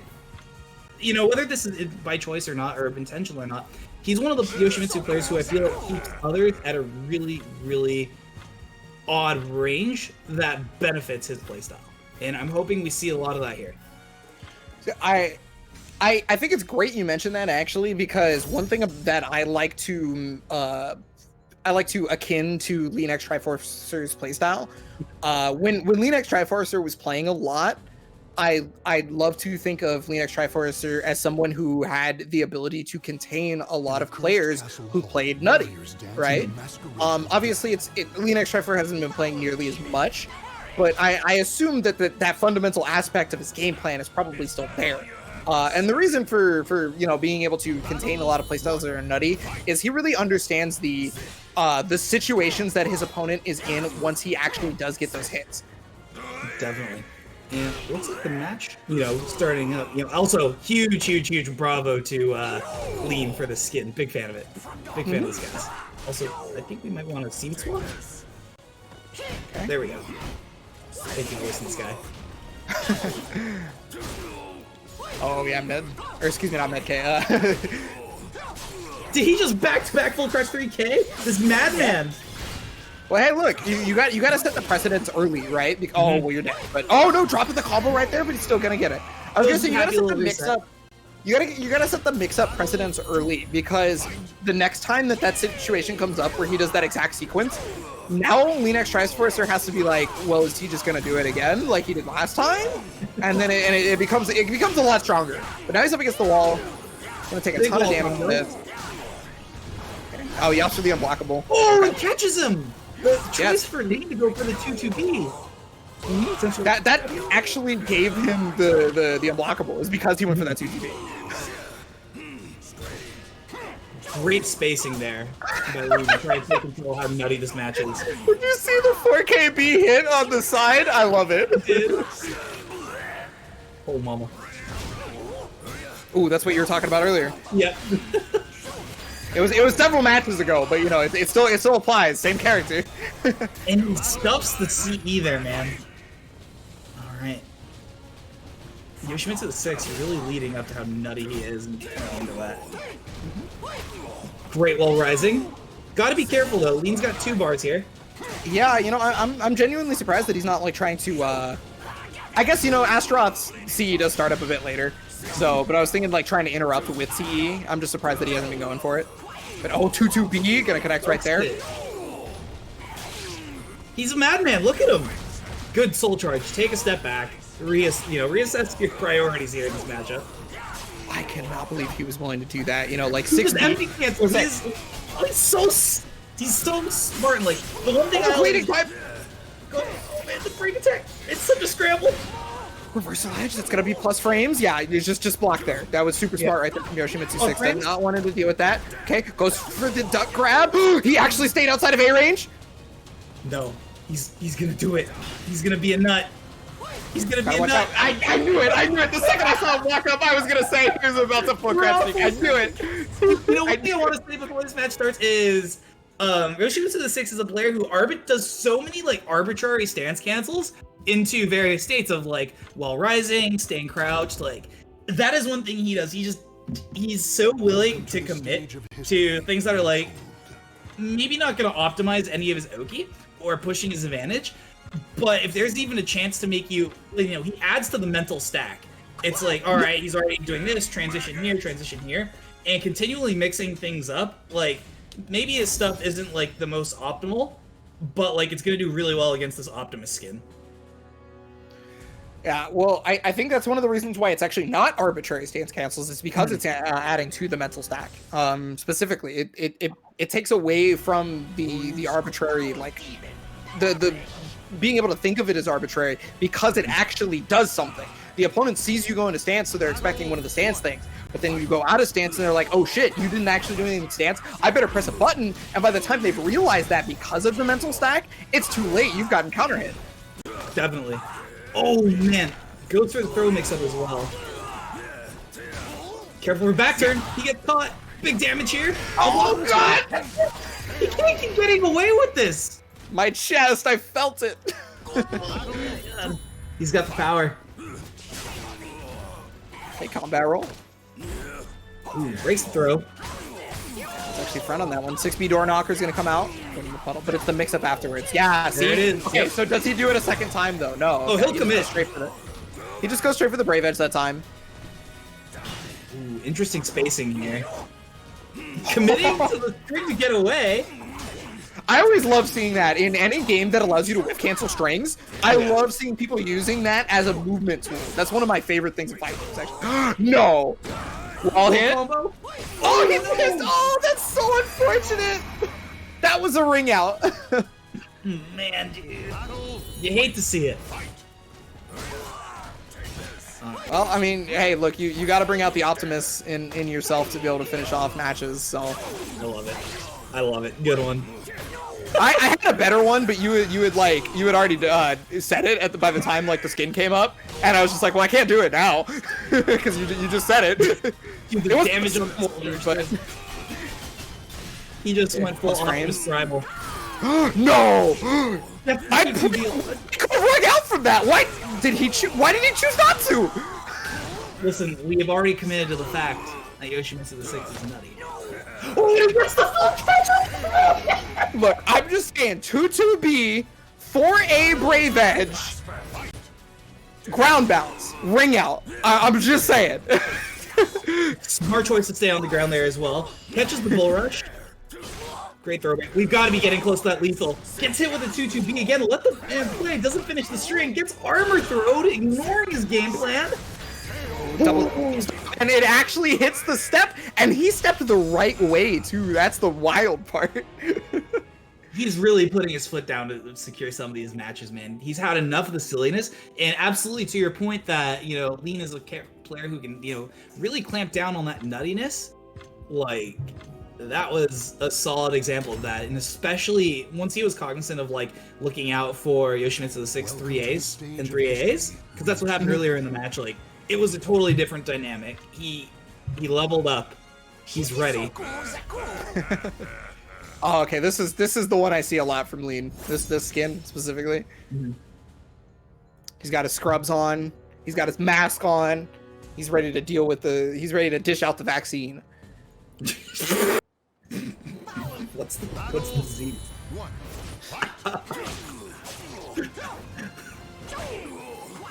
Okay, 2-2B. Okay, so yeah, he had been going to full crouch 3K every time, right? On the previous game. So that's exactly where the mix-up has been set. He has now forced Lean X Triforcer to think that the mix-up is coming out on the low. Yeah, he's too far for a ring out on this, I'm pretty sure. Yeah, okay. Ooh, Still stand up. Gotta deal with the mix-up here. Talk to me. Oh, there we go. He knew. And that's a way to bypass the mix-up. And you know, one thing I don't want to let go is Yoshimitsu the 6 landed a 7K in a match. Got a problem with that? No, I love seeing it. That's just, you know, we're so used to 9K being thrown around so much. It's awesome that we get to see it thrown in, especially with Triforce, you know, pushing a lot of that aggression. It allows them to maintain some of that spacing as well.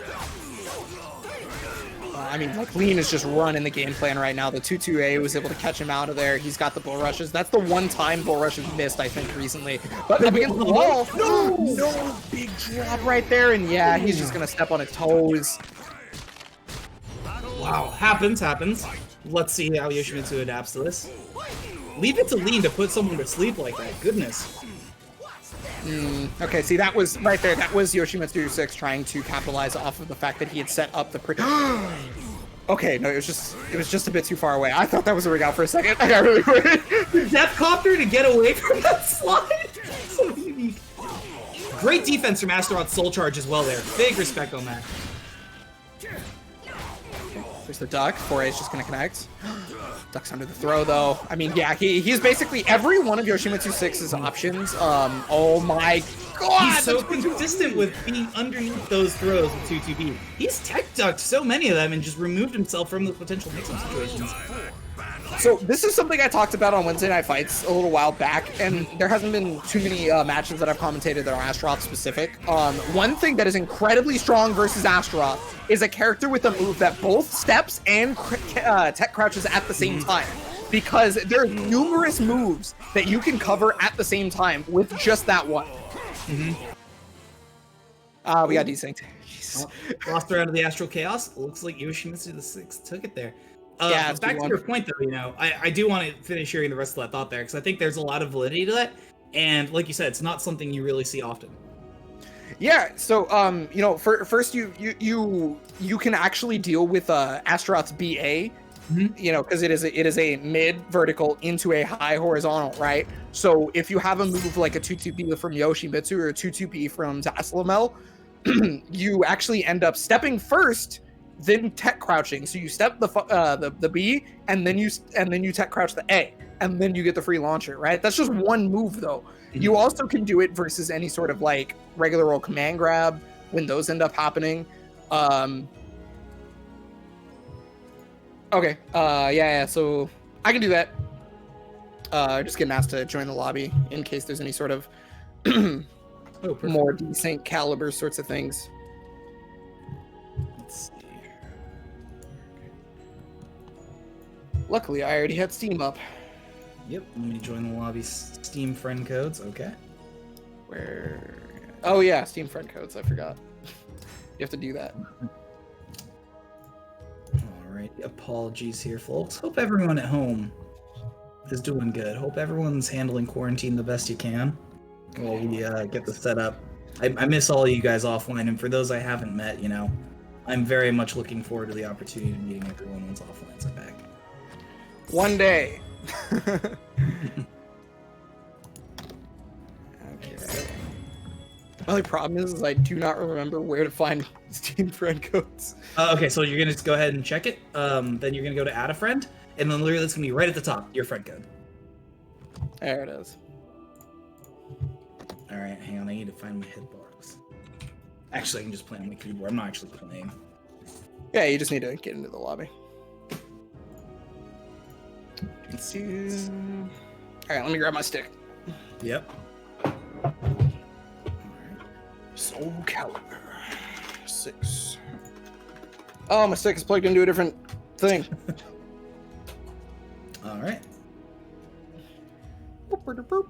All right, Seth got the accept there. Confirm. Perfect. So yeah, thanks for bearing with us, guys. Just a little bit. We just want to try to make it so that we don't have to have that issue with the desyncs happening every single time. Yep. While we're getting this all set up, hey, Abonic Blake, you want to hear a great joke? Is it my gameplay? No. I don't make jokes like that. Come on, man. Cut me some slack here while we wait for this setup. All right. It's a pretty serious one, so I hope you're ready. All right, man. So get this. A duck walks into a bar and orders a drink. You know what he says? Quack. He says, "Put it on my bill." I feel like I've heard this a lot. Oh, God. There we go. Thank you for the invite, Seth. Seth, do you want us to stream our feed just in case, like, only one of us desyncs and then the other, like, of us? Well, I guess. Okay, I could stream my feed too. There we go. Let me go ahead and stream mine as well. All right. So if we got 3 backup feeds now, hopefully. Yep. All right. Hacker voice Fingers man. crossed. All right. So we've got Tiz Marty. and Traystar up next. Okay. So Traystar's got to get off of the away sign, and then we will get in this. He's just resting. He's getting ready for the inevitability of this very intense match of Caliber we got coming at us. Hell And yeah. Don't forget, while we've got the time, everyone, exclamation mark Matcherino in the chat. Ooh, you know, the other thing I want to check is the bracket real quick. I want to see. You do that, and while I check this, Matcherino is up to $319. So thank you, everyone, for your charitable donations. We can't do this without you. Okay, so looks like. Okay, so winner of this fight Zendo. Mhm. And then I think I need to update my bracket. But yeah, so okay, so Tiz is just going with Xianghua, nothing different. Mhm. Yeah, winner of this fight Zendo, and then Yoshimitsu 6 is going to be playing versus Decree. Oh, Okay. Is that any way to treat a lady? Is that any way to treat a lady? All right, first game. Are we're synced up, right? We're good? yep, I believe so. Okay, cool. All right, so 2-2B already connecting. Hey, Joven, what kind of pizza do you like? Oh, I love my favorite pizza, 2-2 pizza. That's my favorite. I was going to say pineapple, but you know. Oh, you're right. You're right. What are you insinuating, Joven? Listen, I'm sorry, I set up a pretty messed up trap. That's wrong of me. it's all good. You know, one thing I'm really excited here and just want to kind of call out as well for this match being our second Killick into, you know, Xianghua match of the night. Just how different that these two matches and play styles between these players have been. Traystar is just so willing to commit to a bit more aggression in the face of Xianghua and really disrespect his entire pressure. Well, yeah, you'll notice that one of the things Tiz does is plays the more traditional small caliber Xianghua, and you'll notice that throughout this entire set too, and not like specifically going for plus frames unless there's like a lot of really easy situations to make them happen. But oh, missed the lethal hit on that one. Gonna get the launch. Is that gonna be out? No, just barely not. Crybaby. Oh no! The 4-4B giveth, the 4-4B taketh away. Yeah, man. And the one thing, you know, that's really great to see, especially with Tiz, is just their adaptations are on just how aggressive Traystar is. Especially relying on so many heavy AGIs. Yeah, well, I mean, when you're a Keelik player, you're gonna AGI a lot. Like, there are some matchups I guess you might not see a lot, but it's on average you're gonna see it quite a bit. Actually, like according to chat, we're Oh, we are? Let's go ahead and watch Seth's output, but leave our stream. All right, yeah. Oh, we're ahead. Okay, I see. Yep. Let's see. Looks like we'll go ahead and use Seth's. Thanks for catching that, chat. Really appreciate it. Yeah, I do not watch chat during any tournament, so unless I'm not commentating, then in which case I watch chat. So I would not have seen that. You know, the best part is that luckily, Welcome to the stage of history. Luckily. Told. that was a really solid match with a lot of very long plays that, you know, allow us to keep somewhat in sync there. Oh man. All right, we should be good. We're now watching the sync stream, and I got them both up. I'm ready. yep, I'm dual monitored up. Oh, I'm already ahead of. Okay, I'm already ahead of Seth, so I'm just gonna watch the Seth's version. Yep, I'm watching the Seth version as well. Is that any way to treat a lady? That any way to treat a lady? Starts out with a launcher. I love it. Ooh, what? That is the second time that he has not gotten the lethal hit off of the Regi. Mm-hmm. Is it just like if you do B6 late, you don't get it? Is that how it works? I've seen it a couple of times. I just don't know why it sometimes will not lethal it. You know, I don't have a solid answer for you because I don't want to spread any misinformation there. But if I had to take a guess, could be just due to spacing and GI level. Stand. You know, I'm sure I'll find out later. Zendo will probably just be like, you fool! You don't know? Great launch there as well by Hug, or by Tiz. Yeah, I mean, Tiz has been stepping a lot of the 4-4B attempts from Traystar, right? Like, I feel like almost every 4-4B has just been caught stepping. Got the Definitely. lethal hit because he was rolling. Gets the low there.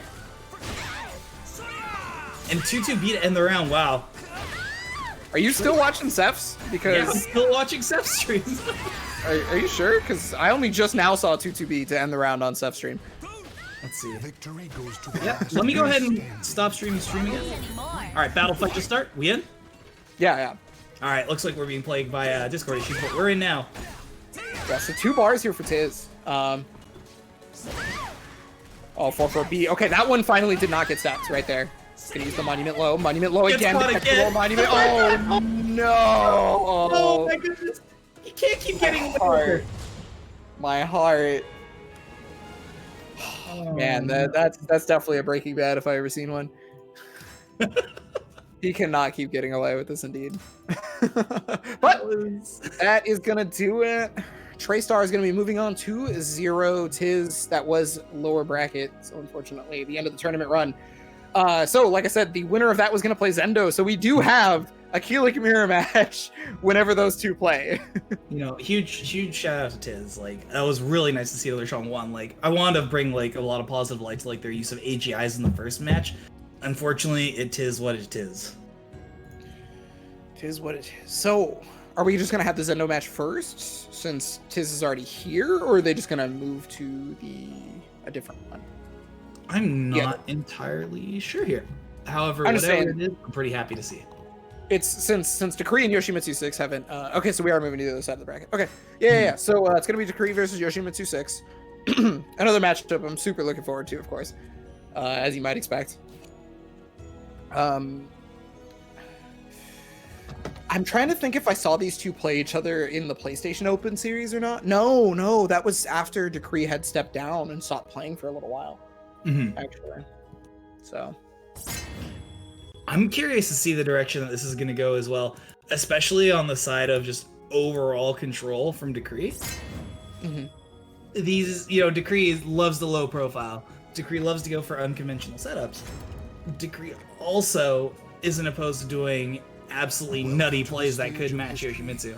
Now, this is going to be a battle of who's able to exert their unconventional pressure, as well as keeping each other honest in those important moments.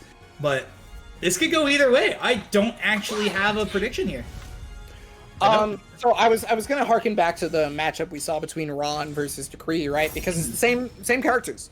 Ron opted to play Yoshimitsu versus Decree, which if you had watched that matchup, you would totally understand as to why you would want to maybe pick this character versus him. Because the way Ron had played it, specifically using the flea stance to jump over and basically negate the Mantis crawl, was heavily important, right? Up against the wall already. Oh, and see, there's already helicopter too. There's just so many ways for Yoshimitsu to just kind of negate that. I mean, if you don't have to play the game, why play it? Okay. The Oh man, defense that here. is too wow, the patience. That is not the direction I expected this to go, but I'm wholeheartedly here for it. Somehow they're keeping each other honest. You know, I totally understand why Decree would actually try to stay as vigilant as possible and stalwart as possible right there. Because if there was a single avoiding the puddle that would have connected, it would have basically just been a complete turnaround in life totals, right? Oh man, yeah, that's absolutely true. And like the one thing as well, like Decree is doing really well, is keeping Yoshimitsu in a range where he can't really start a lot of that stance pressure. And it's working out, it's paying out in spades essentially. Open up against the wall right here. Yoshimitsu 6 wanted to try to get maybe the wall slap, but no dice. Soul Charge to be able to get him out of the air. That's great because it's flat. So he at least gets a mix up here. Oh yeah, tip of that 3v. His chancleta is just connecting with the 3v. Oh, but there's the unblockable. Unblockable. Gets hit with a full crouch 3K on wake up. Blocks the Brave Edge. Ooh, with the 1A. I'm not used to seeing Decree play this defensive, and it's a little intimidating, and I'm here for it. I think maybe this is in response to what happened in the previous matchup, right? Where it was Yoshimitsu, where it was Ron versus him. Like, maybe he kind of took that to heart, and he was like, okay, maybe I need to slow this matchup down a little bit. Yeah, hard agree.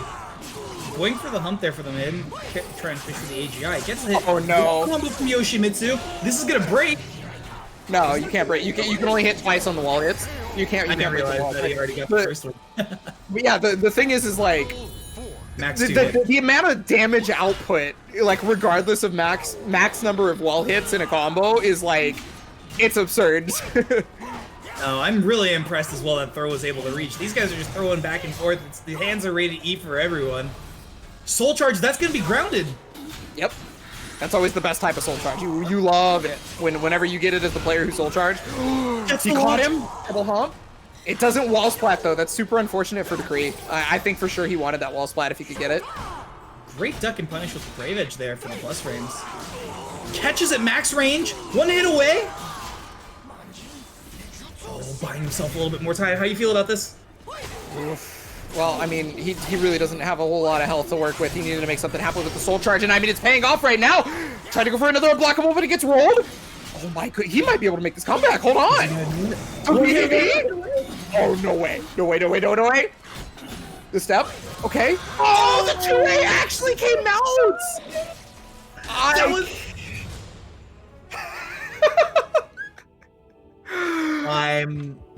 He was this close. That was so Welcome to the stage of close. history retold. My heart, dude. Oh my god. I'm shook. I'm so shook. That was really solid play, and the adaptation from Decree was wonderful. It's like we're watching a totally different player, and that's so awesome to see, especially like this. It's one of those like I always like to phrase it as just it's the mark of a champion. You know, it's the mark of a strong competitive player, right? Because anybody that has the ability to just hunker down and be like, okay, you know, I guess I'm a little frustrated about the last match that happened to me where I kind of got mollywops and come back without any sort of stress and just be like, okay, because I got mollywopped this specific way, I know how to come back, right? That's the mark of like a competitive player. That's the mark of a champion. Big agree. And you know, I'm really excited to see Yoshimitsu the 6 come back. He didn't really get to run a lot of that oppressive gameplay we're so used to seeing. And I think it's going to be really interesting to see how he's going to make the adaptations here. And I mean, he's going to jump right over the... Oh, goodness. Well, there's no reason for Yoshimitsu 6 to commit, right? Like, he's got so much health. Okay, yeah, try to get the punish on that one. No dice. Gonna go for the mix-up, but great! Wow, he crouched. He actually knew it was gonna be throw mix-up from the get-go. That's really surprising because that's actually not super common that Voldo players go immediately for the throw mix-up, right? They usually go for the back turn move that lethal hits because they see a lot of people catching buttons because that move is actually negative on hit, right? Definitely. So you usually try to go for the one that lethal hits because people are loving to press buttons in that situation. The one thing as well that was really, really solid, and I don't want to let it go too far because Decree's done it a few times here, is utilizing, you know, some of those various dance moves to get out of range, just barely. Playing a lot of those similar ranges and able to capitalize and really move directly into stance from it. I cannot let that go unnoticed. The second I saw it, I knew. Alright, gotta bounce. Yoshimitsu the 6th. Stuffs the CE. Okay, Med K is gonna pay off dividends again, pushing up against the wall. The 2-2B can't ring out from there though. This Okay, is yeah, so... please dance. He hit himself for the bar! He's wild! Well, at the very least, I mean, that's good for Decree, right? Because he takes the unblockable damage and he got to get the punish too. That might allow him to get no rainbow drop. That's lethal hit, right? No. No lethal hit there. I honestly, I think Yoshimitsu 6 might have just done that to get inside Decree's head.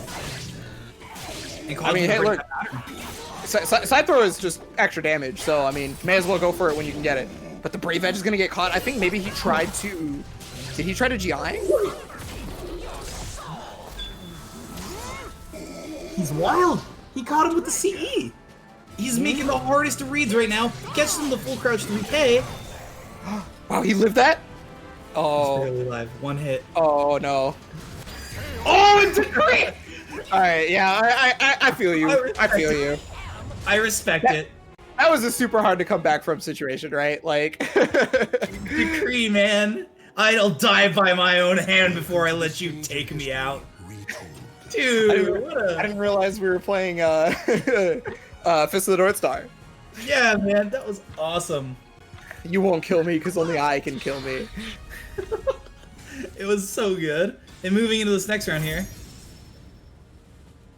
Okay, so 1-1 right here. Final game. So there's gonna be no ring outs on this stage. No ring outs, only honest play. Well, I can't say that in this matchup. Oh, no ring outs to the death. Here we go. Final You're trying to match call- between these two players here. Are you trying to call one of these characters not honest? How could you? You know, I'm making Voldo noises here. Anyways, great pressure by Decree here. Yoshimitsu players, man. wow, that was a really strong round for Decree. Absolutely. One thing as well, you know, I really want to point out is just how consistent Decree has been at playing Voldo at max range and really looking for a lot of opportunities to catch Yoshimitsu starting off a lot of that mid-range pressure. I'm surprised that Yoshimitsu 6 at the full range isn't just automatically opting to decide to go for like either Fleece Dance or Helicopter. Because like it's been working before versus Mantis. Like, oh, but there it is. There it is. Steal that bar. Oh, it didn't kill? Oh my god. Still Hold in. on. We have a match Oh, still. no. Oh no. Oh no. Whoa, is that gonna catch? It did at the top! At the very tip top! Back turn though. He's still Oh, gonna my be alive. He's fighting for his Okay. life. He's still God, they both have a chip of health. He blocked the low bro! No punish. And then there's the AA! Yeah, it is punishable on block. Absolutely wild. I can't handle it sometimes, man. I love it. Absolutely love it. Okay. Now remember, he's up against the wall right here. Yeah, he's gonna try to fight back as much as possible. Oh, caught the roll? Are you serious? He's been very consistent catching it. Great defense by Decree as well there. Just be mindful of those Brave Edges and Wall Rising mix-ups. Oh, wow, it ducked under it. Yeah, he really wanted that lethal hit, but not gonna do it, and then he ended up catching him. That's gonna be... Okay, set point! You... Here we go. Committing to the string, Decree chasing him down. Got him against the wall. Doesn't optimize off the wall bounce there. Still That had to pressure. have been an accident. Jumps the low. Double jump. Step of the 4K? He's wild. Who took Decree's controller? He's leveled up. Gets hit with a full K. Another full crouch 2K. One more? No, he actually opted for the mid that time. He wanted to use the soul charge to try and splat him. Not gonna get the splat on this one. The unblockable. Okay, who dies? Here's the plus frames though. Great step! That should be up against the wall. Both hits. He's gonna kill? No, he's got one more. He blocks the mid. Oh no! Nice patience right there. I don't know if that CE was intentional or if it was meant to be soul attack, but if it was intentionally CE, then that's super good patience from Yoshimitsu 6 to just kind of chill. Mm-hmm. I respect Decree's commitment to those CEs. And even more so, I respect his adaptation. But we have to give credit where credit was due. And that Yoshimitsu play from Yoshimitsu the 6th was... He managed to maintain his personality and nuttiness, as well as really, really making some changes and trying to keep Decree from a lot of that Mantis pressure. Like, you were absolutely right. He had absolutely no reason to stop using Fleece Dance. No reason to stop hopping around. No reason to essentially play that game. And it paid off for him really, really well. So I admire his ability to stay true to himself while mechanically making the best choice possible. What was interesting for me is at one point Yoshimitsu 6 did stop doing Fleece Dance jump or helicopter, right, to go over, and that allowed for a couple of moments where Decree got in when he probably shouldn't have. Welcome to the stage of history. So like yeah, like he eventually got back to that, right? Because there was the moment at the very end where he was full screen and he immediately went for the unblockable jump just to be able to get away from the Voldo car, which, you know, but I just thought it was surprising that he would stop that for just a moment and then not do it anymore. Yeah, no, I think that, you know, one thing that also, before we get into this Killick mirror, is I'm very excited to see just how the patience from Zendo will play out versus just the raw aggression that we've seen from Trey earlier in the night. So just remember, blue Keelik is Zendo, red Keelik is Trey Star. All right. And I'm almost certain that this match is gonna end up desyncing at the very end on stream. Yeah, I'm gonna be a little bit to be honest with you. Wow, we actually got the lethal hit for that. Big lethal hit. I'm pretty sure the lethal hit condition is that only the second one connects, right? Could be wrong. You know, I think it's solid because these two players, you know, they're color coded. We've got one great with reads in red, and the other really blew us away with their gameplay earlier. Well said. Trey's gonna be taking the first round though, off the launch here. Zendo starting out this set on the back foot. Oh, nice block on the 4A. Very solid. Trey. Oh, 4A right back at you. The points in which Trey chooses to push his aggression is very unique because he's very inconsistent about when he does it and really throws his opponents off. Super solid. Okay, big stick, little stick, but oh, gets the back throw. Okay, Back against Zendo's got a chance. Ooh, great block. Didn't get caught with any of the guard break nonsense there. CE? That's not a punish. What was that? It looked cool, right? Oh, unblockable. If you stand to block that, it is unblockable. You hate to see it. Traystar coming in 2 rounds up. Overwhelming Zendo a little bit right here. This is definitely a change of pace from what we're normally used to. Are you telling me ranked squares don't actually matter? I can't believe it. Perfect right there from Zendo, right back at you. I think I'm like F rank with Geralt. Rank squares don't matter, it's just a fancy color. Okay, but it is fancy. Very true. 2 bars here. I have to point out the 2 bars for Zendo. I feel like that may come into play here. Comes the low, gets the launch, utilizing that soul charge there. Oh, he got caught up against the wall, but he didn't capitalize off it. I wouldn't have been ready to capitalize it off it either. But back command throw, gonna be able to finish off that 2-2 in rounds now. And Traystar's gonna bleed a bar, but I mean that's fine because at the very least he still has the second bar. Mm-hmm. It's better to come in with both than, you know, you're getting the free bar anyways there. Okay, down here for Trey. He gets the low. Oh man, this is not good for Killick. Either way, Killick's gonna be taking this round though. Okay. Oh yeah, that should be a broken wall. Yep. Big damage. He Gets the lethal follow-up. No, the 5A doesn't hit. Oh, but he gets the wall rising B. This should be death. There it is. Zendo all the way back. 3-0 round comeback. That was solid. Honestly, the thing is, that was one thing I really wanted to call attention to was just the variety of playstyle there. And Zendo's patience really allowed him to adapt and kind of start compensating for a lot of that aggression. We started seeing him being a lot more conscious with his movement and a lot less reliant on the stances that were being blatantly ignored by Traystar. You know, as soon as those stances stopped being thrown out as much and he was looking for some of those AGIs and pressure, he was able to take control of the rounds. As much as we often like to be aware of just how like powerful those stances can be, against an opponent who's aware of what they're doing, able to appropriately press the attack, it's just, you gotta change your game plan. Alright, well, I mean, gosh, that was only 1 game, huh? This is still 1-0? Like, I felt like I aged. It just took a while, so I thought maybe it was like 1-1 or something like that right now, but then I realized, like, wait, oh no, it's actually just 1-0. Yep.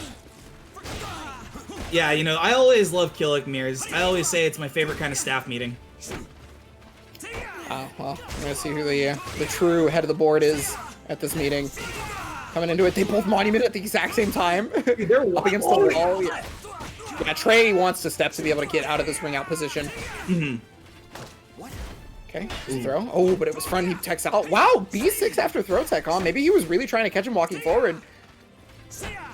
Great spacing, and now both these players are playing significantly more respectfully. Wow, and Zendo committing and catches him with a kick. Yeah, the old 6-6, or this is the old 6K. Old reliable. Useful in any situation. Except for when you step it. Stop, the old reliable. The old reliable. It's just like Bart Simpson said. Oh my goodness. Oh, caught him on the low. He was trying to wall rising B. He actually caught the step as well with the throw here. And then mid for the mix-up. Zendo is doing such a solid job of shutting down Trey's offense here. Great punish there at range.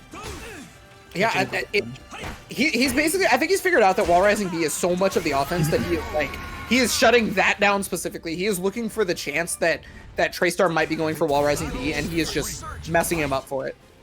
He's caught his timing so many times on counter hit because like you'll see him crouch, right? You'll see Traystar crouch, and then you'll see either a step or Zendo will wait and then press a button after he's seen the crouch because he knows that wall rising B is coming shortly after. It's coming. It's it's been consistently coming, and he's been on top of it each time. You're absolutely right. We've got to see how Trey uses his bar here. He's sitting on 2 sticks of butter plus frames. I just assume it'll be evil Keelik. Yeah. Great duck. No punish though. He's gonna be able to get the stun off that one. Mid. He just backs off. Ooh, great catch there by Zendo. Oh, this is getting close. Catches full range. Falls up. Oh, yep. There it is. Yeah, that was one of those situations you just didn't have a choice. But okay, off for the heal. Interesting. The 4-4B is not going to be able to connect. And another step on the verticals. I feel like 90% of Zendo's damage there was specifically just calling out vertical hits. Didn't always have to be the wall rising B, but a lot of the time it was the wall rising B. Yeah, I have immense amounts of respect for that. I saw in chat they called them these they love Zendo in the mid best, and that was I like it, mid best. Yeah. I like that term, so absolutely solid. And one thing I saw Zendo doing really, really well is, apart from what you mentioned with catching a lot of those wall rising B attempts, he did a very solid job of mitigating a lot of the pacing of the match. We saw in the first 2 rounds, irregardless of the moves being used, just the overall pacing and control that Trey was able to exert, in those first 2 rounds, is that Zendo was, very, very solid at spacing things out, taking control of the tempo, no pun intended, and really moving things in his favor and putting Trey in those unfavorable positions. Trey played very, very well, but Zendo was just 1 step ahead. So we're going to be moving on to winners finals now. So this one is going to be first to 3 over over the first to 2s, and then we'll go back to down to the losers bracket, and we'll get back to first to 2, and then so on and so forth. But it's going to be Rich Six and Ron the Tryhard. I feel like these two have maybe the exact same. Nope, I lied. Well, if you count a DQ as a 2-0, they have the exact same tournament win-loss in this event right now. It's online. I count it. It's online. I count it. We take those. We take those. All right. Let's see what we got here from the mid-best. So, okay, so Ron is just going straight in with Zats. Okay. So that was one of the things I wondered about for Ron specifically, because obviously we've seen that he is prolific with a couple of characters. So, one could come out. I don't know why. I don't feel personally you should pick any other character versus Maxi then Zas if you have a Zas. But, I don't know. All right, so we're going to be able to hit up against the wall. Get your purses. It hit off axis? Big 6A plus B there. Gets the wall splat. Doesn't be able to capitalize on it just yet. Still pressure's on. Rich Six got to be careful with 1 curse on, but all it's going to take is 1 more hit and he gets it. And, kind of to your point earlier before this next round, the Astroth didn't quite work out for him as well as intended, so I don't think he's going to take the chance. Plus frames? I mean, there's also Yoshi. Very true. But yeah, nice interrupts right there with the 6K. Okay, gonna have to deal with it. The resist impact. Okay, right. It's gonna connect! What's that? Which one is it? Kick? Oh, it's vertical? Okay, really good that he didn't get hit by vertical while he has a curse on. If you get hit by vertical while you have a curse on, that's a ton of damage. Definitely. Big damage there. Ooh, nice duck on that one, A plus B. Now, that may bring into play the A plus B fake out. So, I'm sure. Okay, he didn't, yeah, he watched out for the reverse ledge cancel. Super smart. Rich Six going for that full screen 4-4B as well. Very solid. He's got to be careful here with that guard gauge. He's so close to breaking going into red. Oh, wow. I'm really surprised that he held it that long. I wonder if he could have just, stopped after he was done blocking the low. But he just ended up holding it for even longer. Big true, big true. Rich up 2 rounds here as well. Ron sitting on 2 bars of meter. He's been very consistent with, appropriate use. Let's see how he takes advantage of it. Back against the wall. That's big damage. Big damage. Look at that. Okay, so Soul Charge is a splat. It's up to Rich Six on defense here because this is 50-50 time. And that's gonna be That's gonna do it. It's gonna be Ron's round. Yeah, that Soul Charge, a lot of people don't really talk about it too much, but I honestly think it's one of the more messed up Soul Charges in the game because it enables a ton of 50-50s. No, I agree. That Soul Charge is absolutely disgusting. It allows him to play in some pretty unique ranges due to the additional properties he gets, and like the addition of having Suck as like a catch-all tool in a very like unique range. It changes the dynamic significantly if you're not being cognizant of it. Okay, I gotta mention that step right there. Well, it wasn't a step; it was the stance transition that allowed for Rich Six to be able to dodge the wall rising K slide B. Super good for Rich Six because now it's put him in this position. He's got 2 bars to work with. He is sitting super pretty right now. Yeah, absolutely. No punish though. Great duck. I don't think so. Yeah, I was gonna say I was almost certain that was not a punish. That's One of the fun. reasons. Great duck. One hit. One mix up, one opportunity. Oh, he let go just at the moment that Rich Six thought he might and got him. I was gonna say one of the reasons that I didn't think that CE was going to whiff punish is, well, actually the main reason, probably the only reason, is 6AA. The reason why it is plus on block is because it recovers super fast, so he actually can act incredibly quickly. That is why it's plus on block on top of the block stun. Right? So even if it whiffs, a lot of the time you probably don't have the frames to be able to whiff punish it unless you were like doing so on point like that. I agree. And the one thing too, that was really solid from Ron is he's being so careful to be on top of catching Rich stepping. We've seen him fish we haven't seen him fish for as many 3As. But we've also been seeing him being very careful for a lot of the tech ducks. And his defense against Rich's stance pressure has been, phenomenal. There's not many players in this day and age who can kind of have that maxi knowledge. And he's been using a lot of Zos's unique mechanics to kind of stay on top of that as well. And doing great curse management in order to potentially catch him out for any of the full screen shenanigans he tried. So like, one thing that I always like to talk about when it's, oh no. That's a big hit.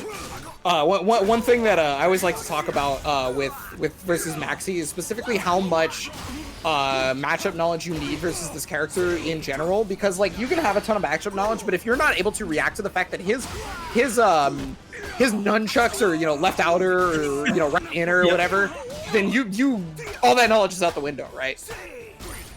The other thing especially too is you cannot count Maxi's range out at any point in time. Like he's able to compete with a lot of Zasa stuff through 4-4B at certain ranges. Yeah, 4-4B actually I think goes further than his 6B. So if I remember correctly. Really? The more we know. But I don't think it beats like 4A, for example. So I hope that lethal hit. That's gonna be good for Ron. He tried to set up a tech trap right there, but no dice. Oh, wow, the rare 1K from Zasselina. Rich not holding for that catch as well, because he got hit earlier with the break time mix up. Pressure's on, plus frames. Oh! Oh no, he did an air controllable 6A plus B! I thought that was out! Oh man, this is tense. One hit away, catches him with the old 1B.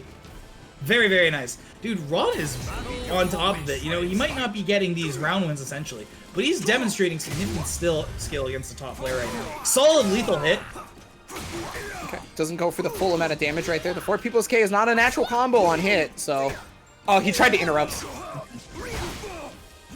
Okay, great. And so Rich Six has honestly just been catching so many of Ron's attempted timings. Yeah, and he even knows the Zas string too, so he was able to duck and get the punish on that one. Like, it feels like it feels like Rich Six doesn't even need to use bar a lot of the time because he's so in control and he's so understanding of Ron the tryhard's timings. The bars are built into his gameplay. Big drop. Oh, that's definitely easy money. Solid control by Ron there. Let's see, coming into this next match here. Rich Six, 2 bars. Hasn't had the opportunity to use them just yet. Catches him with a kick. Not a good spot for Ron to be in. Oh no! Yeah, super good right there from Rich Six. Again, recognizing the 6B plus KA is always going to be mid-high, and even if there's no reason not to Twitch duck versus that string specifically, because even if you Twitch duck and he does not do the high follow-up, it you are going to recover before he is able to like press any more buttons. Great throw. One hit away here. Solid spacing by Ron. Reverse ledge steps it.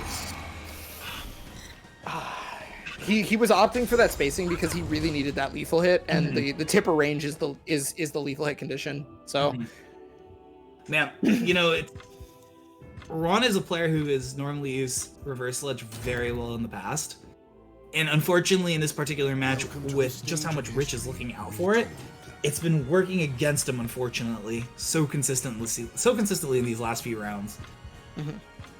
Yeah, Rich has very specifically been catching him before he's able to reversal edge cancel if he has a curse, or if or if he does a reversal edge without any curses. It's been already safe from what I can remember each time.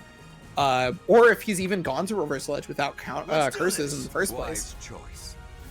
I mean, I don't know what else to say apart from Rich has been sticking it to him.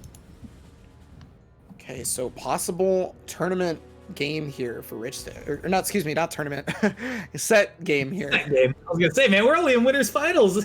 A man just, I guess we Astral Chaos more rounds right in the ground. I'm just Astral Chaosing myself at this point. It's not even. Let's see how this one starts off here. See what the adaptation is from Ron. Catches him right out of the gate and back against the wall. Ron opting to just go for extra damage right there rather than go, you know, maybe for the setup. 6B plus K actually connecting right there, but because you have to commit to that string rather than like being able to convert by just seeing. Got the tech trap, that's another curse. Rich taking his turn back here. Catches him on wake up with the launch. Great. I think Rich should just back up, yeah. He stopped. He wasn't gonna mess with that. Yeah, Rich knows. Ooh, went for the duck. Outer range to get the punish there. Plus frames. Empty step into throw. One hit away. Oh, he catches up with the lethal hit to end it. Yeah, that was counter hit too, so he must have tried to interrupt as best as he could. You know, up against the ledge, his ass player is going to want to try to press like a 4B or a 3A to try to instantly ring you out. Okay. He just takes his curse. Good option there. Oh, I give him two curse. Great. Oh, that's super good. Oh, baby. Oh, baby, a double. Great soul charge. Yeah, I agree. It's getting about. Oh, he's going to be able to get another curse right there. And another one because it applies curse on block. But there's the punish. No, he didn't get the just frame, which means he's going to die for that. Well, he might not die. Hold on. Okay. I think you might be right with your assessment of the death here. Well, hold on. Look at this defense there. He didn't flinch at all. He stayed guarding in that. I got hit by the 6A plus B that Rich threw out. I got hit. That was, no, you're right. That's super good patience right there from Ron. It was really important because, like, again, he was far enough ahead that it's like, if you risk something that big, it's okay. Look at this repositioning entirely. I'm just the 6B retrack. Oh, good catch there. Plus frames. Frames. This defense that Ron is starting to exhibit is really starting to come back and get him. Even though it's solid and he's staying a little bit more alive, he's got to be mindful of that guard gauge here. Taking back advantage of things. He's got 2 curses on. What's he going to be able to do here? Good damage on this because he's got 2 curses. He's going to be able to switch the side. Oh, no, he wanted to see if he could catch a Mukemi, I think. Good soul charge. He's trying to see. That's really good from Rich Sticks. Like, yeah, that's best case scenario actually because he's arrested and he took the bar from Ron, meaning he's only gonna have 1 extra bar rather than the 2 coming into this. Oh my goodness. Good 4-4B there with the catch. Yep.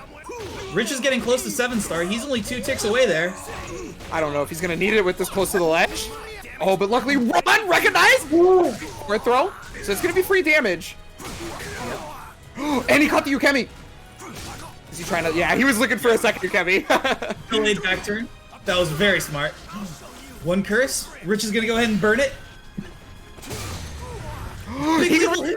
He can ring him up. There we go. We got a match. Oh man, Ron. Rich Sticks final game, or excuse me, final round, and we got Astral Chaos. I can tell you who won. Because I was still watching it on my screen at the same time. Well,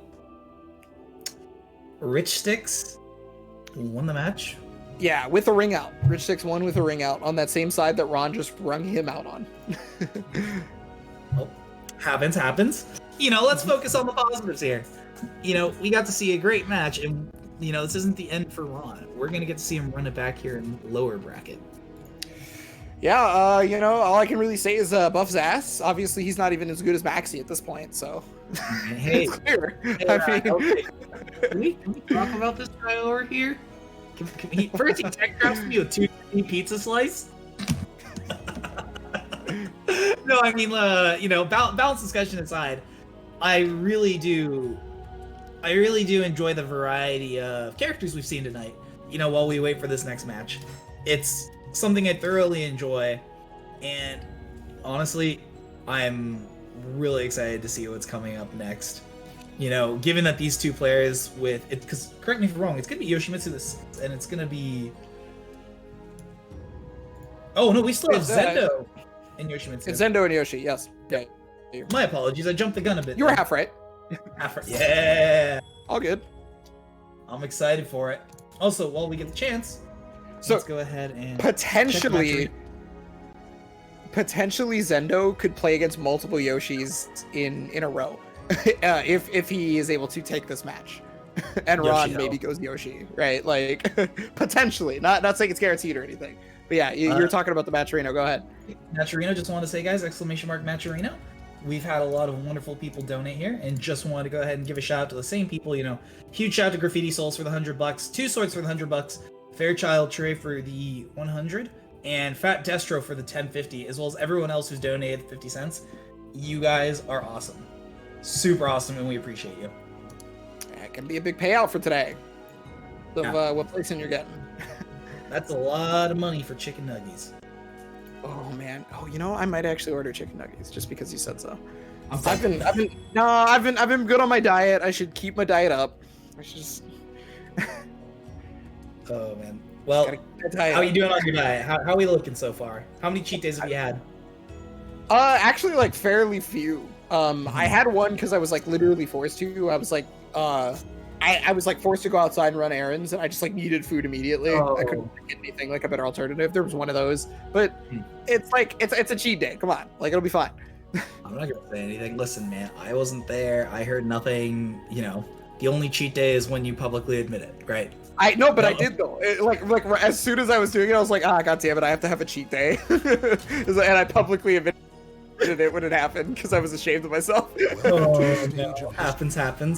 All right, getting into this next match here with Yoshimitsu the 6th in Zendo. I'm excited to see what's going to go down, whether we're going to see the Yoshi into the Killick or a potential odd substitution out. I hope Zendo plays Yoshi instead because Zendo plays Yoshi in Smash. So. Oh, okay, yep. The green guy who goes in the air, yep. Spits his tongue out and spits stuff out. You're absolutely right. Sorry, I had to stick my one in there. I respect no ring outs. So no reverse ring outs. But the thing is it's still Yoshimitsu, so he still gets like crazy wall damage anyway. All right, here we go. It's mid-best time. The cacophony of battle cuts through the deathly silence in an Mid-best. invitation to madness. I haven't heard that term in so long. Like so long. I don't know why people don't say it anymore. Or at least I just don't hear it. That's the people probably say it all the time still.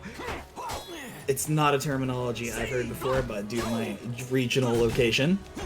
Just blocking on the page. Yeah, so I mean Zendo's trying to remain as patient as possible, and I think Yoshimitsu recognized that. So he specifically went for the delayed 6B door knocker to catch him possibly stepping.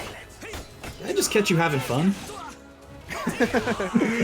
That's not allowed here. The Yoshimitsu experience. I'm the only one allowed to have fun here. But you know, To be fair, I have a lot of fun fighting Yoshi personally, but that's just me. I'm a masochist. Don't worry about it. Is this why you posted about your cheat day on public social media? I'm sorry.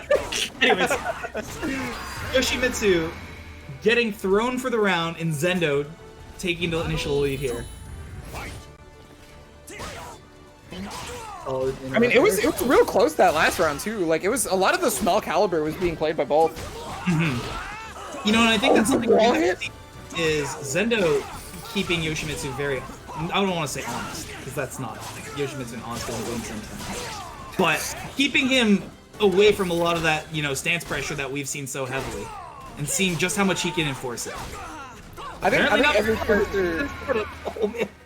I think every character at some point has to play honest and has an honest game plan. But like, I get what you're saying. You are absolutely correct. I'm just saying it depends on the player and like the situation. But yeah, already evil key like already on deck. So this could be well, it's definitely gonna be big damage. Not a lot of life to work with right now. Oh, did he duck? No, he stabbed. Oh, he got caught! When did Zendo give Trey his controller? He just inherited his power. He's like, in order to beat the nut, you must become the nut. I am the nut. I know, dude. Dude, after that play, Yoshimitsu's got nutting on Zendo.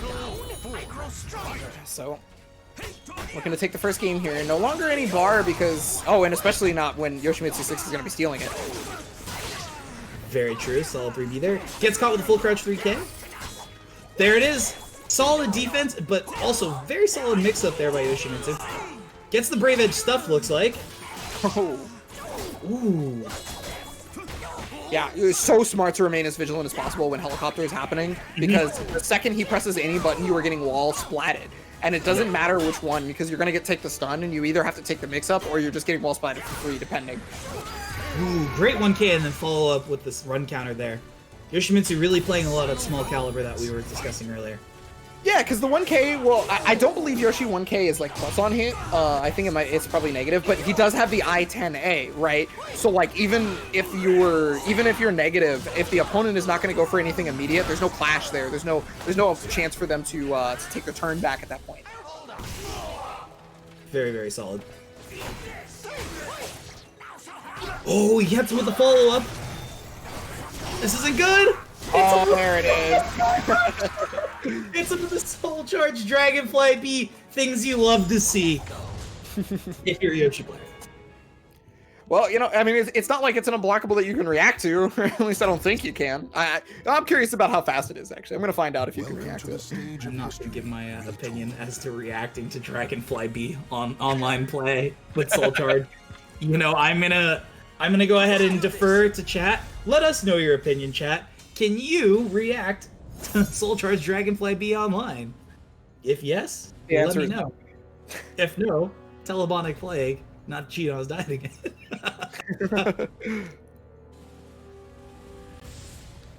Alright. Dragonfly, Soul Charge. No, that's Super Dragonfly. Is it Super Dragonfly B? No. No, not unblockable. Specifically got to be Soul Charge. Yeah, I'll figure it out later. We got the match to start. I really wanted to see how fast it was. But... We got a match. This is the first time we've seen 2B stage all day, by the way. I just want to point that out. Yeah, we have gotten into Hilda Night stage almost every time. I'll take it. Oh, wow, he catches him on Wake Up with that. Yeah, great. Super smart. Big agree. Look at the respect and patience from those two in that moment. Interrupts the 3. He's been so smart about that 2, right? Gets the step, 4KB, pressures back on, goes for the 4-4 BB lethal hit, wall rising a Brave Edge. Oh my goodness. This is one hit away for either of these players, depending. Oh, wow, he teched back, okay. And there it is. Unfortunately, no there he fly got him though, out man. of the air.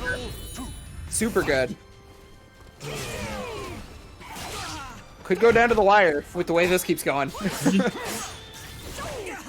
Great step, 2-2B. He's not going to be able to reverse ring out even from that distance, which is, I know, surprising to say when it comes to Yoshimitsu, but... Big hit. No! Oh my god, no way!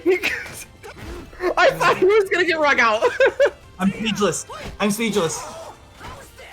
He was like at the tip of the corner of the ledge. Like, oh my goodness, dude. Yoshimitsu is just, he's a lucky man. Oh, and now he's going to be able to win because he didn't get rung out in that situation. 1 apiece in rounds right now. Zendo coming in with some bars, though. Gotta be cognizant of that lethal hit, because Yoshimitsu was just like there fishing for it. There it There is. you go. Oh man, he almost got ring out too. He was just like a couple of pixels away. Oh my god! So if I remember correctly, and this could be incorrect, so you know, call me out. That specific side of the stage is more prone to rolling ring outs than like regular sides of other stages, and even on this own stage here, because if you have a regular ledge on that corner, it's a slope, and it's like for some reason programmed as a slope, if I remember correctly. This stage is the overlord of just the wild breakouts. Oh yeah, wait till we get over to that wall on the left side. Yep. Listen, man, I could have gone this whole night without seeing the stage.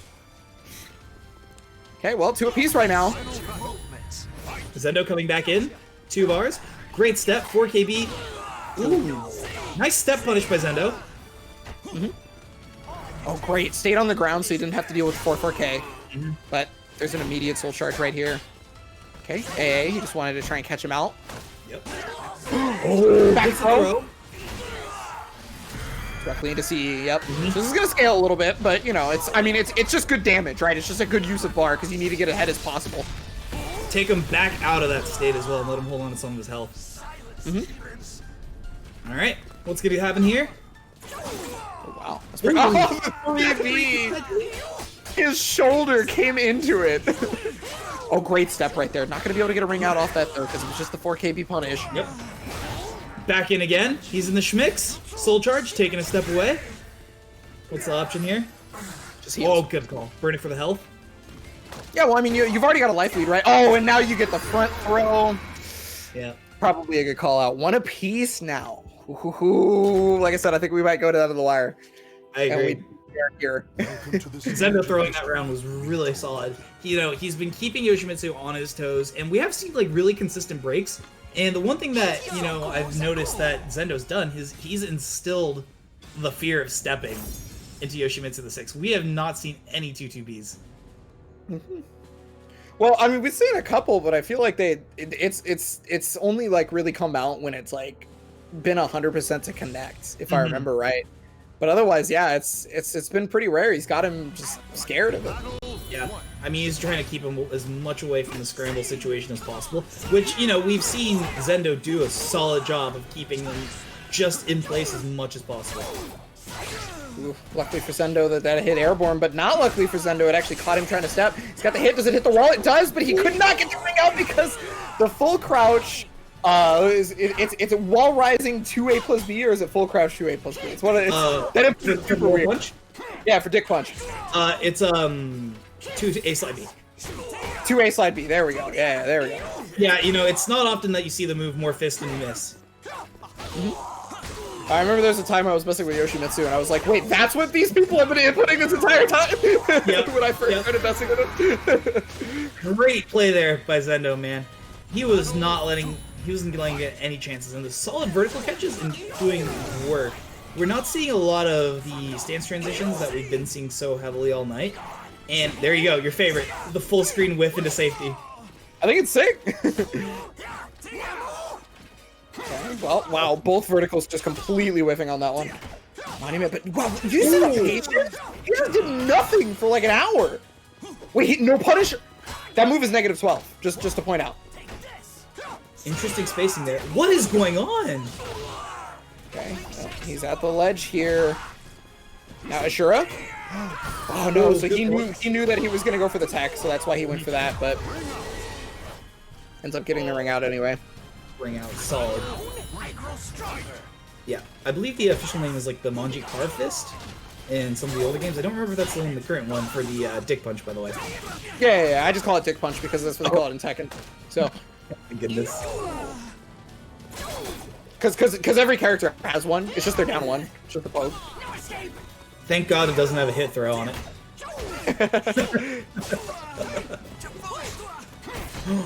He's still in 2 bars. Wow. Ooh.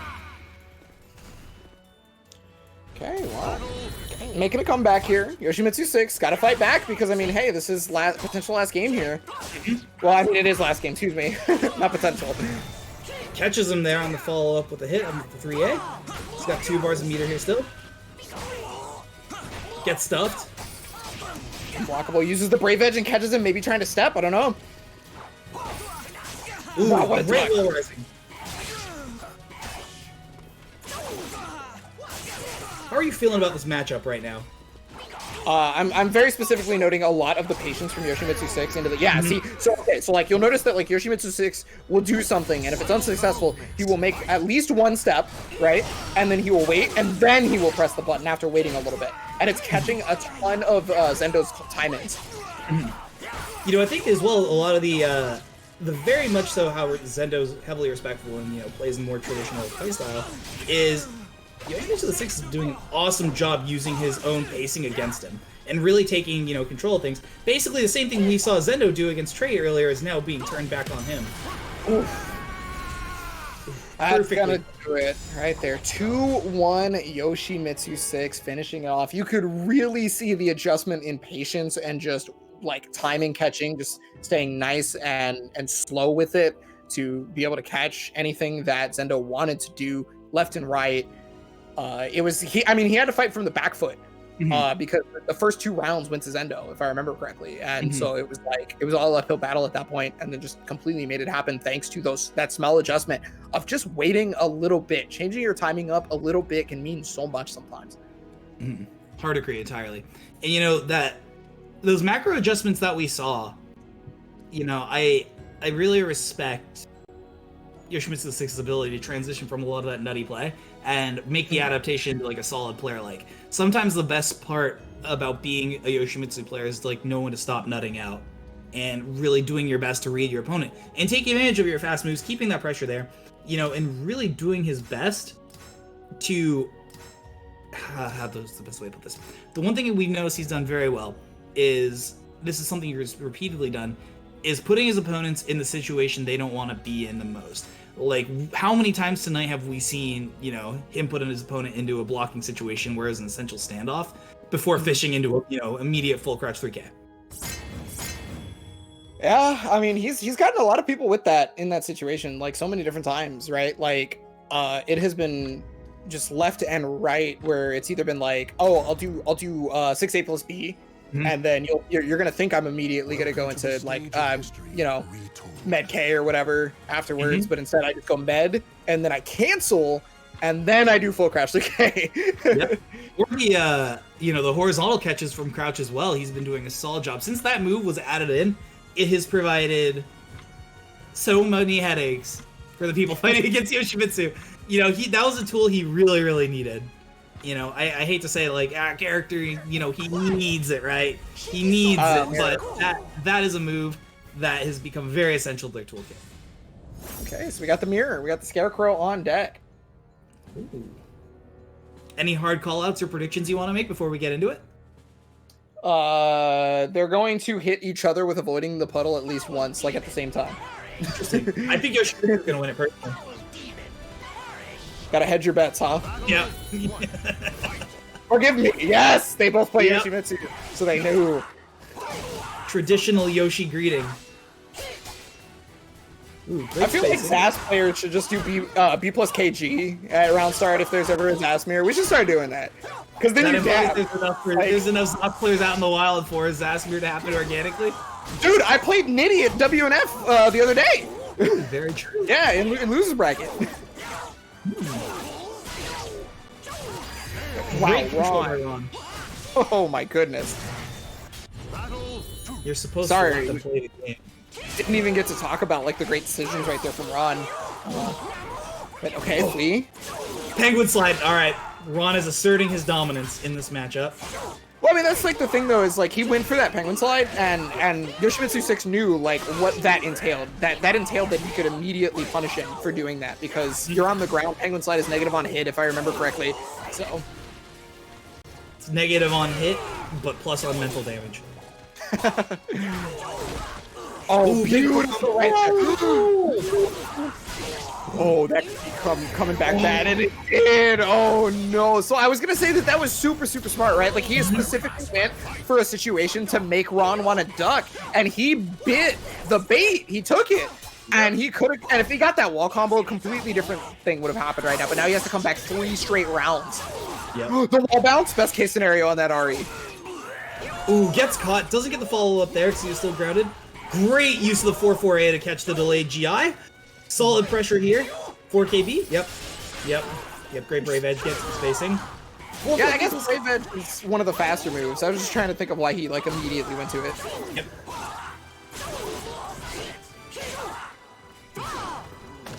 Great spacing. Good throw. No break.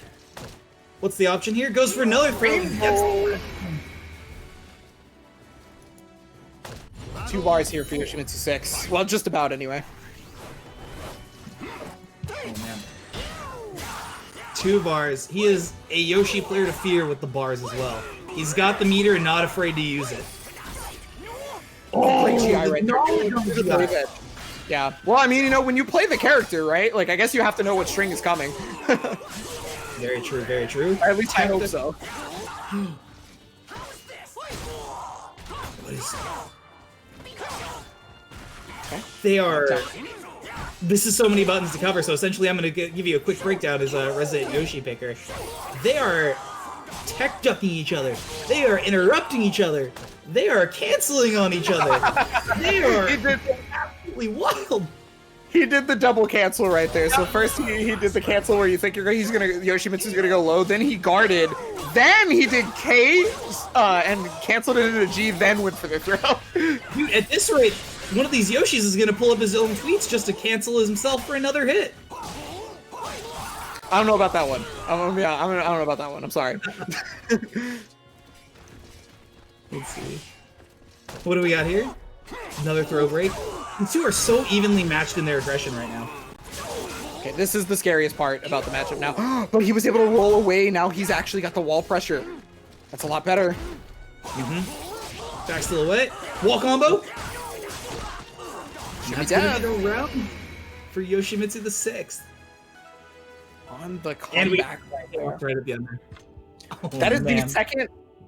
That is the second 3-0 comeback they to the 6 has had to make in the past 2 different matches. Like in a row, he has made 2 3-0 round comebacks. Very, very solid overall. Let's see if we're gonna see a character swap here. Okay, so it's Setsuka. Ooh, Got the Viking skin. I feel you. Setsuka. I'm excited for this. Take a sip of water every time before B+K hits full screen. You think so? I don't know. I mean, as a Yoshi player, I gotta drink I've water definitely anyway. gone for a lot of like med K situations, and the Setsuka's just been cognizant once they have their 4-4B+K empowered, it hit me out of it. You know, it stops a lot of the nuttiness from, you know, full screen med K, That's fair. which we have seen all the Yoshis tonight love to do. 1B connecting, but yeah, so many. Ooh. Yep, great interrupt of the med K. Back turn. Only one more hit will do it. Okay, to try and push him over. Oh yeah, that was an attempt at getting the ring out immediately. Again, another attempt at the avoiding the puddle. Great step though. Yoshimitsu. Oh, that didn't ring out. Oh my! I thought that was about to ring out. Patience from both of these players. An even really strong round 1 by Ron. He's essentially almost charged across the board. Very strong round 1 for the mechanic. That 6A plus B, once it's empowered, is so disgusting in this matchup. I mean, he's almost got the full thing. It's almost moonlit time. Tried to go for an RI on that one, but didn't catch the AAs. And yeah, there's just gonna be a lot of small caliber up until like Ron starts to feel comfortable hitting the 2-2Bs. Great sweep there. One thing that, you know, Yoshimitsu 6 has been doing all night is just such consistent full crouch 3Ks. And I don't think a single one's been blocked when he's done it raw. You know, I'm not too sure actually. I'd have to go back and check. But oh, 6A plus B, that's super good because that means a death, yeah. Solid fleas there. Let's see here about the space. Oh no, goes for the low, gets caught. There we go. There it is. They heard us talking. You know, now that I think about it, maybe there was one other one blocked. I don't know, but oh We'll yeah, take he them. wanted that. 6K to get the wall splat if he possibly could. No dice though. He's gonna be able to get full damage on this. Except potential. Ooh, Let's get the 4K. Death. Oh wow. Barely caught him with just the last little scoot of the pogo. Interesting choice for the Setsuka, and like I do understand where he's coming from with it, and I do think they're going to be able to bring this back, assuming that they're able to continue shutting down Yoshimitsu's pressure, especially coming into this with 2 bars. Yep. Yeah. Okay, he's gonna use one of those bars right now on the CE. Just get that damage lead. Felt like a heavy margin actually. God, that scaled so much. Oh my god, was that even worth it? For the animation, always. You know, all right, fair enough. But now finally has all moons on deck. It's time. He's got all the visions. It's been realized. It's time to go. Great block by Yoshimitsu. Tsukiyomi and Soul Attack are pretty prevalent at this point. Yep. Yeah, there's that Tsukiyomi right there just to finish it off. Let's see here. Let's check the spacing. What do we got here?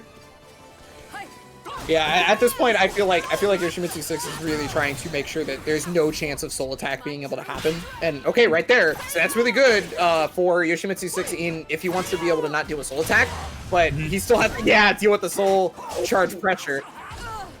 Fortunately, not able to capitalize with the lethal here. Oh, lethal hit on deck now for Yoshimitsu 6 actually. Soul Charge, pressure's on here. This is not a good spot to be in. Back against the wall here. Great Beautiful. Again, he knows how to fight. He knows Yoshimitsu considering he plays the character himself. So he's fighting for his life. He's gonna be alive here. Just one more mix-up. Oh, super scary right there. Blocks the 1K. No punish though. One more hit. Oh, there it is. Yoshimitsu the 6 playing so solid, but I'm very impressed by Ron pulling out the Setsuka there. That is a welcome pick that I always personally enjoy seeing, and it can be a really interesting matchup against Yoshi. And like I've been at the receiving end of a strong Setsuka into Yoshi, and the amount of items that they can shut down or just remove in terms of the more gimmicky and like stance pressure styles is insane. Especially once you start getting into the later transitions and baiting out, a lot of those teleports, it gets wild.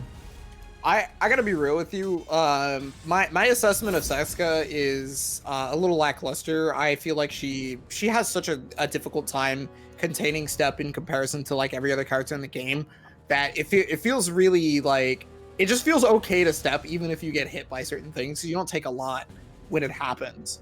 I mean, there's certain times or whatever, but like in comparison to the rest of the cast, I feel like that's one of her big problems. I agree with your assessment, and I don't want to dote on this match a little bit too much. But another full crouch 3K blocked. Ron's got to pull it all out at this point. Very true. Ooh, good defense by Ron. Into the wall, big damage, already half meter, great throw break. Yeah, that was super important. He was going to take 2 curses to the face, plus the damage. No, I think Yoshimitsu has solid Zos knowledge. He's been knowing when to duck, when to be careful, and overall, just playing in and out of a lot of those 3A ranges that we see Yoshimitsu's get hit so often with. Pull in. Oh, that's gonna hit, so he gets a little bit extra damage off this. The life total is still pretty close. That didn't kill? I thought that was gonna kill for sure, but the 3K does it. It's okay with 3K, the famous Yoshi round end saying. That is back to season 1, back to pre-release, man. Lethal hit though, so he's gonna get a free curse off this. That is so janky looking, and I love it. 2 free curses. Oh yeah, that's really good that he didn't get hit by that 4-6B because he would have took a ton of damage. Great jet. Oh no! Oh good god. All the way over to the wall. Okay, so he opts actually to go for carry. Interesting. Back turn. All right, soul charge. Pressure's on. Oh no. Goes for the suck. Another one. No. That sucks, man. Oh yeah. Okay, I like that. That makes so much sense. That's probably more damage than just going straight into 2A plus B, isn't it? And a nice little 7B to get away from him. I'll suspend the curse. Yeah, he's like, okay, I could heal, but Ron's got to threaten that heal from happening, right? He's got to stay just close enough that he can't feel comfortable healing. 2B plus K is, but the big whip on the full crouch 3K is going to get whip punished. Whew, what a round, man. You know, one thing I really enjoy is just watching when Ron starts shutting people down, it's consistent, and his rounds get very dominant. One thing I'm excited to continue seeing, though, is just how Yoshimitsu deals with that. Great duck, didn't quite get the punish, full crouch 3K again, and committing to the pogo to steal that meter and actually going for the lethal hit is something really interesting as opposed to Oki. Ooh, wow, the big trade right there. That's actually really good for Ron. Oh, that was a smart decision right there from Yoshimitsu 6 to stay on the ground because he took the curses without actually having to take the curse damage, right? Very true. 4KB gets the first hit. Ooh, goes for break attack. He blocked 1K? Does anybody even know what that animation looks like just by looking at it? Like, Listen, man, Yoshi players are built different. I'm sorry, 1K from Zas is not heavily used, right? Like, so it's just, I'm not saying it's a bad move, it's just that it's not used a lot. Fishing for that BBB. Oh wow, gets the 2B. Looking out for the lethal hit still. 2B. Brave Edge. Wonderful GI. Wonderful defense by Ron against all of those Brave Edges. The advantages of playing Yoshi, right? And then the perfect call out. Again, the advantage of playing Yoshi, just like you mentioned a moment ago. And saw that Dragonfly stance was activated, so he immediately hit Soul Charge. And then right back at you, Yoshimitsu 6 now got him up against the wall. The clash happens. He ducks under, but no, he doesn't get the wall splat because he didn't commit. Again, oh my goodness, this is just scramble. He's got a little bit of Soul Charge there left. Another bar meter built up. That was really good from Yoshimitsu 6 not to tech on that one. If he had played there, he would have died. It's again. Here we go. Great defense from both these players. Very good defense with the 9K. 3-hit counter hits. Oh, he got the back mix up into 8B plus K. Dude, that was back again. That was so solid, man. The defense from both of these players was wild. And, you know, the only thing there that really allowed Ron to, you know, open up, you know, to the extent that he did, was the fact he was willing to start mixing in a lot of those throws. And that was a lot to add to that mental stack. Because Yoshimitsu 6 was blocking everything. He was on top of that. We're on Yoshi's Island, which is great for both of these characters. I'm making a hard call out. Alright. I think that there is going to be a self ring out. I don't know about that. I feel like that we're going to see a couple of reverse ring outs, or at least ring outs from really far ranges, though. I'm going all in with this one, just for the sake of entertainment value. On the delayed GI, goes for the throw. Ooh. It's his curse. Yeah, super good challenge right there from Yoshimitsu 6. Recognizing that there's not a ton of plus frames on that. Very consistent challenges is something I'd like to point out as well. Super good double step. Again, another one of those situations. So I'm just saying, Ron could have rung out if he had just gone for B-Slide K into 4-6B right there. And he didn't. That's all I'm saying. Honestly. Oh, did he just... What was that round start? Okay. Interesting choices here. All around, I'm incredibly happy. I just want to point out, Ron does have to fight back from like 2-1 now. Like, and so like I don't know if this is the time. Fight for his life, man. Good catch. 6-6B is gonna get a little bit of extra damage right there. Oh, Great inner there. It's just hard-coded into Yoshi to always follow up after 2-2K. And Ron being the Yoshi player was able to capitalize and punish there. He went for the 3A. Punish on that though. Yoshimitsu 6 at least gonna push him closer to the ledge, but I guess you don't want that, right? You know, in this matchup, it's anyone's game. Okay, I thought that might have rung out for about 2 seconds there. Oh my goodness. Always tuck back there. Always tuck back. The suck gets him grounded. He's back in. Great roll. Again, he's getting so many consistent GIs. It is removing that from his options. Very, very solid by Ron. Cannot be overstated. Unblockable. Yep. What a duck! Hey, oh, wasn't ready for the A. That taunt powered him up, I'm telling you. He's ready for it. Ooh, okay, I think Ron thought that might lethal hit, so he went for the 6BB string rather than like 6BK. Okay, Yoshimitsu lethal hit on deck. He's got 2 bars of meter here. Very good soul charge by Ron, wanting to maintain that excellent advantage here. He has been controlling the pacing of this match for the last 2 rounds. I just can't believe that Ron just was able to feel so free on backing up right there. Soul charge used to great effect in this. At this point, he's gotten all the damage he wanted out of that. Yoshimitsu's got to use that meter. Yep. Great soul charge. Well, maybe his last soul charge of the game if he doesn't get out of this. Plus frames again. Solid defense again by Ron. Oh my god, He's so smart. that defense was incredible. That was super, super good. Like, he just recognized that, like, hey, Brave Edge is coming out. I know that the next move is happening. I can just GI here, like, every time. I don't know. He missed maybe what, like 2 so far in the entire. He doesn't miss. Please, just miss once. For the sake of us Yoshi players out there, just miss once. God, he's so good. Man. Hey, look, when you're going up against Yoshimitsu, like, a character really strong, that's something that's super, super important because, like, you need to take every, like, defensive advantage that you can possibly take Absolutely. for like Yoshimitsu, especially on a stage like that where he can just ring you out from damn near anywhere. Absolutely. And especially when you're letting them run such oppressive, pressure, you're not only denying them the bar that they're spending, you're denying them the advantage in a potential, launch in your situation depending on their follow-up, which we've seen Ron is so consistent with just keeping him in line. Unfortunately, didn't get the whiff punish for that. Oh, yeah, that would have been the best avoiding the puddle if it hit the wall from that distance, but... While rising PE. Already at 2 curses. Got a 3rd. Wait, oh, yeah. Well, okay, he was going to kill off that combo anyway, so I guess either way, the inevitable was coming. Very, very true. Ooh, look how patient Yoshimitsu is starting to be now. Great defense. Now he's blocking them all. Yeah, Ron has, I think, blocked every full crouch 3K. almost every single one. I think there's been one that's hit, actually. Great RE. Okay. Let's see if this is a momentum shift for Yoshimitsu here. I'm really surprised that didn't wall splat. Oh my goodness, he actually connected with 2-2A raw? Interesting.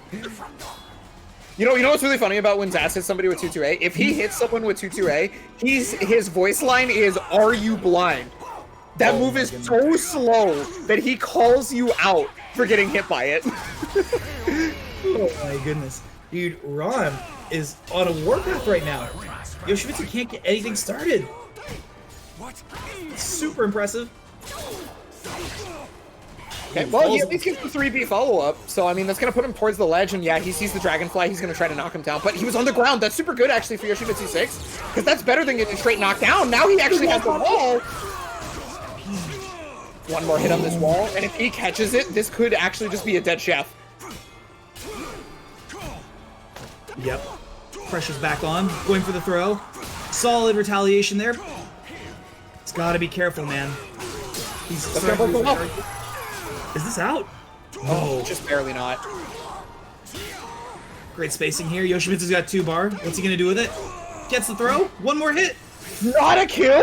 Oh my goodness, hold on. Wait a second. 50-50s are on deck because he's in soul charge. That's gonna go, that's gonna be the Oh man, Ron with the full comeback the second he switched over to Zaz. Was he holding the broom upside down? Because that was a great reverse sweep. I'm scratching up the wood floors. All right. I'm gonna go out on a limb here. That was the most solid example of adaptation and one of the most prominent displays of character knowledge of the night so far in terms of punishment. I felt like Ron just became more comfortable the second he got on his ass versus Yoshimitsu 6. Like the other matches never felt like that comfortable, whereas like it was just like Ron was just like there was just like no stress is what it felt like. He was going through it. It was smooth sailing at that point. But I don't want that to come off in any way, shape, or form is diminishing Yoshimitsu the 6 skill. Like, he was holding his own, and honestly, he was trying new things throughout the matches. It wasn't like he was falling into the same autopilot patterns. He was doing a lot to try and get through that last pressure. But Ron was just, he knows the frames. He saw everything. He's like the master of time, frames, space, nooch, frames, all that jazz. Said frames twice. And he was able to capitalize. He is the master of time. Yeah, He's a literal time wizard. Like, so good, man. And coming into this last match, Ron is ready to roll. This is the run back, huh? yeah. So like Ron felt like he was very lost in terms of mix-up potential. So I wonder if he's gonna. Okay, no, he just starts with Zas. Okay, I was curious if he was gonna start with Zas versus Rich Six because Rich Six felt like had picked all of the proper defensive options versus Ron's like offensive decisions, right? Like he just knew, it felt like. No, that's absolutely true. And the one thing as well is Ron, I think he's warmed up. He's ready to roll. I think he's gonna pass all the knowledge checks, and if we see any major losses, it's gonna be strictly due to catches out neutral and a lot of counter hit fishing. Okay, well he already caught him trying to duck the 6A string. Oh, he's gonna get the whip punish on that as well. Good step right there. Didn't have to deal with the break attack either. So that's I think one of the biggest points for Rich Stick is you notice how long he'll just sit there and block before he finally makes a step. Right? Is that ring out the way? Oh man, that was so close. Oh my goodness, the empty step as well into the 6A plus B. Rich, taking a step back, gets caught there after moving for a 2-2B as well. Oh man, not a good spot to be in. Ron's flinging him around. Okay, plus frames here. He just immediately goes for it. But yeah, he had a curse, so he was good to go. 6-6A. Oh my god, this is so close. Hold on, PB. Not gonna fully kill. But he caught him? That's a ring out. Well, I mean, at least he did the honor of knocking him out before he went over the edge. Oh, Big lethal hit to start the round. Oh, he went for the big damage combo, but he's gonna get the unblockable curse here. So, one thing I kind of want your opinion on, as a Zos picker yourself, what do you feel like is Zos's greatest strength or greatest moves to use against Maxi in this matchup? You know what's normally really strong, but it's not as great in this matchup a lot of the time is the 3A. 3A gets normal guard and Heaven's Guard quite a bit. A lot of that you're trying to go to is like the 2A for interrupts on the stance transition. 6-6K slide B is actually really good. Let me think. Well, I mean, right now Rich Six is just making it so that the offensive options aren't really happening regardless of the attacks, but just gonna get plus frames on that. Ooh, great punish there. Curse is on. Wow, great delay for the GI. Ooh, try to catch him Mukemiing, but no dice. We'll attack on this one. What? That was so lucky for Ron. Oh man, soul charge, here we go. And then the mix up. Unblockable. Oh man. Great GI. Oh. GI. As a response, breaks it. This is gonna be the round. Absolutely, yeah. So Ron actually had to go for that combo specifically because Soul Charge was about to run out, so he couldn't do the combo you would normally do off of lethal hit A plus B to suck. I mean, the fact that that was, a consideration is very solid. Excellent meter management. Something that he's been doing very well tonight. Oh, 3K actually I feel like is pretty good in this matchup too. No, I think about it. It's time. Maxi's the man. Oh, no. I'm the man. Oh. Yeah, that at the very least, that was super good from Ron to be able to attempt to interrupt right now, but he's fighting back. He's from so far behind. Oh, great duck right there on the 3AK. That's gonna finish it off. No. No way. Oh okay. my god. Great punish again. So I have to pretend like I didn't know the outcome of that match because, I heard it too. I heard it too. The other monitor. I know, man. That was a mood. First game, Rich Sticks. To the stage of history retold. I definitely think Ron wants a different stage if he's gonna have a stage. Let's do this. Okay, Karen Kanzuki coming out. I feel you. Another Setsuka pick, huh? I'm here for it. Well, he didn't even try Setsuka versus Rich Sticks last time. Could just be a completely different thing, right? No, I entirely agree with it. It's The Setsuka pick, I didn't want to get back into it because when we were having the conversation earlier, but now that they pick Setsuka, I do believe they are a stronger pick than Predator. Sorry, I thought I got a ring out because I was watching the other feed. I forgot to watch the proper feed, but right there, I thought that was about to be a ring out for a second. Unbelievable. Commentator integrity, please. I'm sorry, I'm a bad person. Okay, Umbrella. I mean, this is a hard-fought match. Like This is, oh my goodness. caught the delayed GI. Did you see how late that GI was too, and he still was ready for it? Oh my goodness. He's feeling himself. He's feeling himself so hard right now. Gets the launch, gets the just frame. Oh yeah, I mean, I definitely believe in the feeling himself part right now. This is He's looking good. so hard. He's not able to build the visions as quickly as he normally would. Wow. Another launch, solid spacing. Gets the just frame again. Oh, that might have been a bit ambitious. Yeah, well, I think it was an input error. It was a confidence strike. Oh yeah, that is like, I think that's like, what is that, negative 14? I believe so. I think it's Solid negative 14. Great knowledge by Richards. Yeah, I just know because Zaz 3Ks it, so it has to be at least negative 14. Ooh. The tech crouch on that actually really helps because that gave him the second, that gave him the pink petals. I just One more figured the hit. name of each vision. Oh. Pink petals is horrifying. The Tsukiyomi is also horrifying. The fact you get to go into that hover stance for bonus plus frames, also horrifying. Actually, we haven't seen a single Mary Poppins transition from Ron. Like, at all. It's- Now that I think about it. Ooh, great regi. It's been difficult to set up against Rich, who's very like conscious of the moves that set up into it. Oh, speaking of which, there you go. He must be listening. Oh, but that should do it right there for sure. Yeah, perfect. Okay, so I guess that's the answer back for the very first round, which was a perfect. He's returning the favor. 2 bars here for Ron.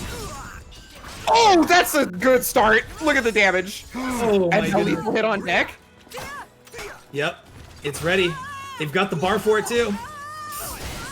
Ooh, not a good spot to be in. But it needs 2 more for the soul attack one. Fish Needs for 2 the more for parry. the So good. Oh, nice tech by Rich. Still 2 bars of meter here. Gets launched. Oh, this isn't good. Yeah, that's a ton of damage right there. I mean, it's not a deficit that can't be made up, though. No, didn't connect. It was a high. And so Tech Crouched Under is going to get the hit right here. One twister. Stuck in the mid, though. Oh, Heaven's Guard. I don't think that'll connect on the Soul Shard. Yeah. Oh, my goodness. Nice. I don't know what's going to happen. I'm scared. Plus frames. Oh, there it is. 3K. Juan has been doing so good to be careful, and he got greedy. Oh. Look, there's no guarantee that Rich Six was going to go for an attack after plus frames. So I can understand why Rod might try it. Welcome to the stage of history retold. That's 2-0 right now, right? Yep. I'm just checking this out. Checking what Matcherino, out? folks. Don't forget exclamation mark Matcherino in the chat before we move in to potentially what could be the final game of the night. Okay, on over to Biken. So stay in Setsuka. That means Ron is all in on Setsuka for the rest of the set. I respect it. I mean, Setsuka did a lot better than Zaz. I cannot blame Ron at all. Hard agree. You know, oh my god, throw to start the round? Great launch. That was like max distant throw, too. Oh, caught the no tag? Okay. Ooh, great duck there. The GI? Oh, Great really? reach. Oh, Great yeah. Oh, Yeah, you know, good kick. the GI, I feel like the GI wars have not exactly favored Ron a lot of the time. No. Like I feel like Rich Six has been getting in on these like, Double these crash? a lot more. I agree. Solid assessment. Okay, up against the wall. It's super good for Ron. A little hard to capitalize on that with Setsuka. That is going to be one of her weaknesses that you mentioned earlier.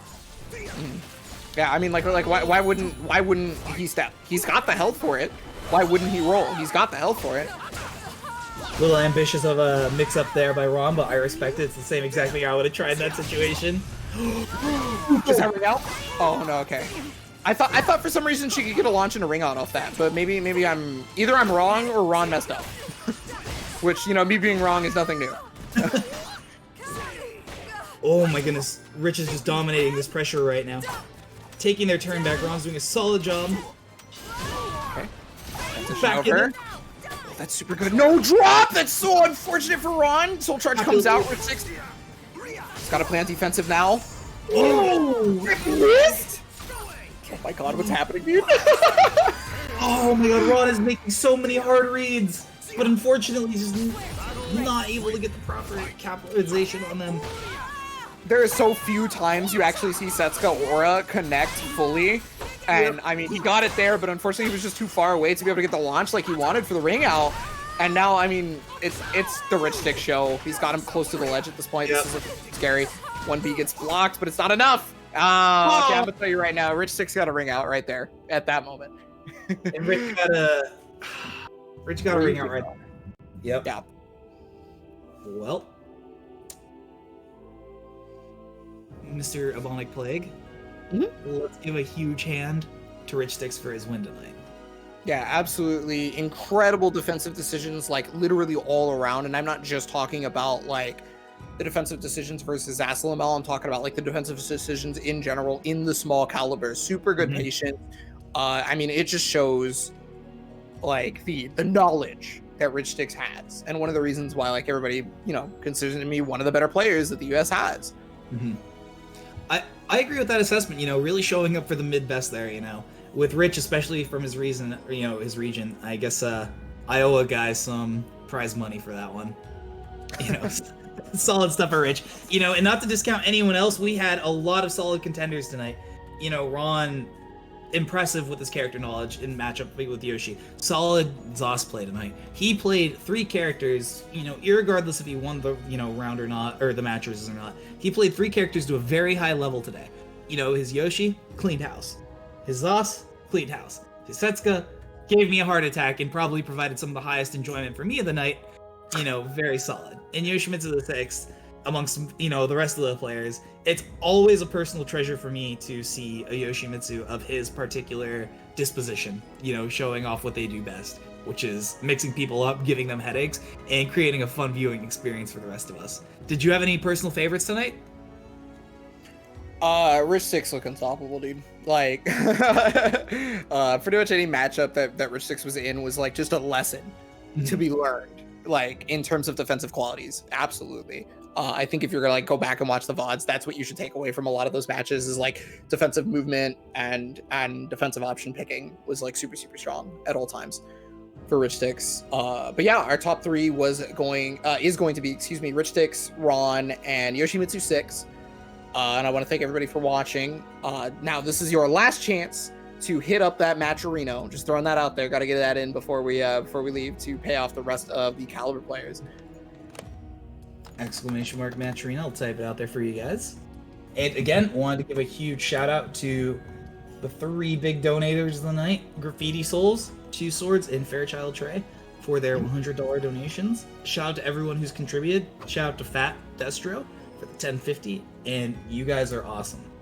So, with that, anything you want to say here before we sign off, man? No, I think that's about it. I think we're ready to go. I assume the voice of God at least wants to sleep. Yep.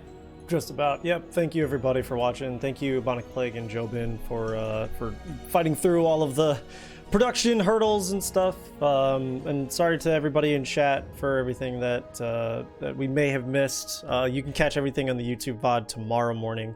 I'll try and edit some parts out, but for bearing with us and for being here and showing your ultimate patience, you guys as a community I'm ever so grateful for you guys, and I'm always happy to put on the show for you. So thank you to the commentators, thank you to the competitors, and that's about gonna do it.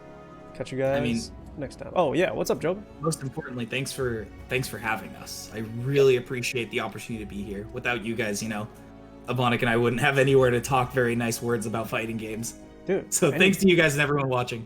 Yep. See you guys. Bye-bye. All right, awesome. All right, see you guys.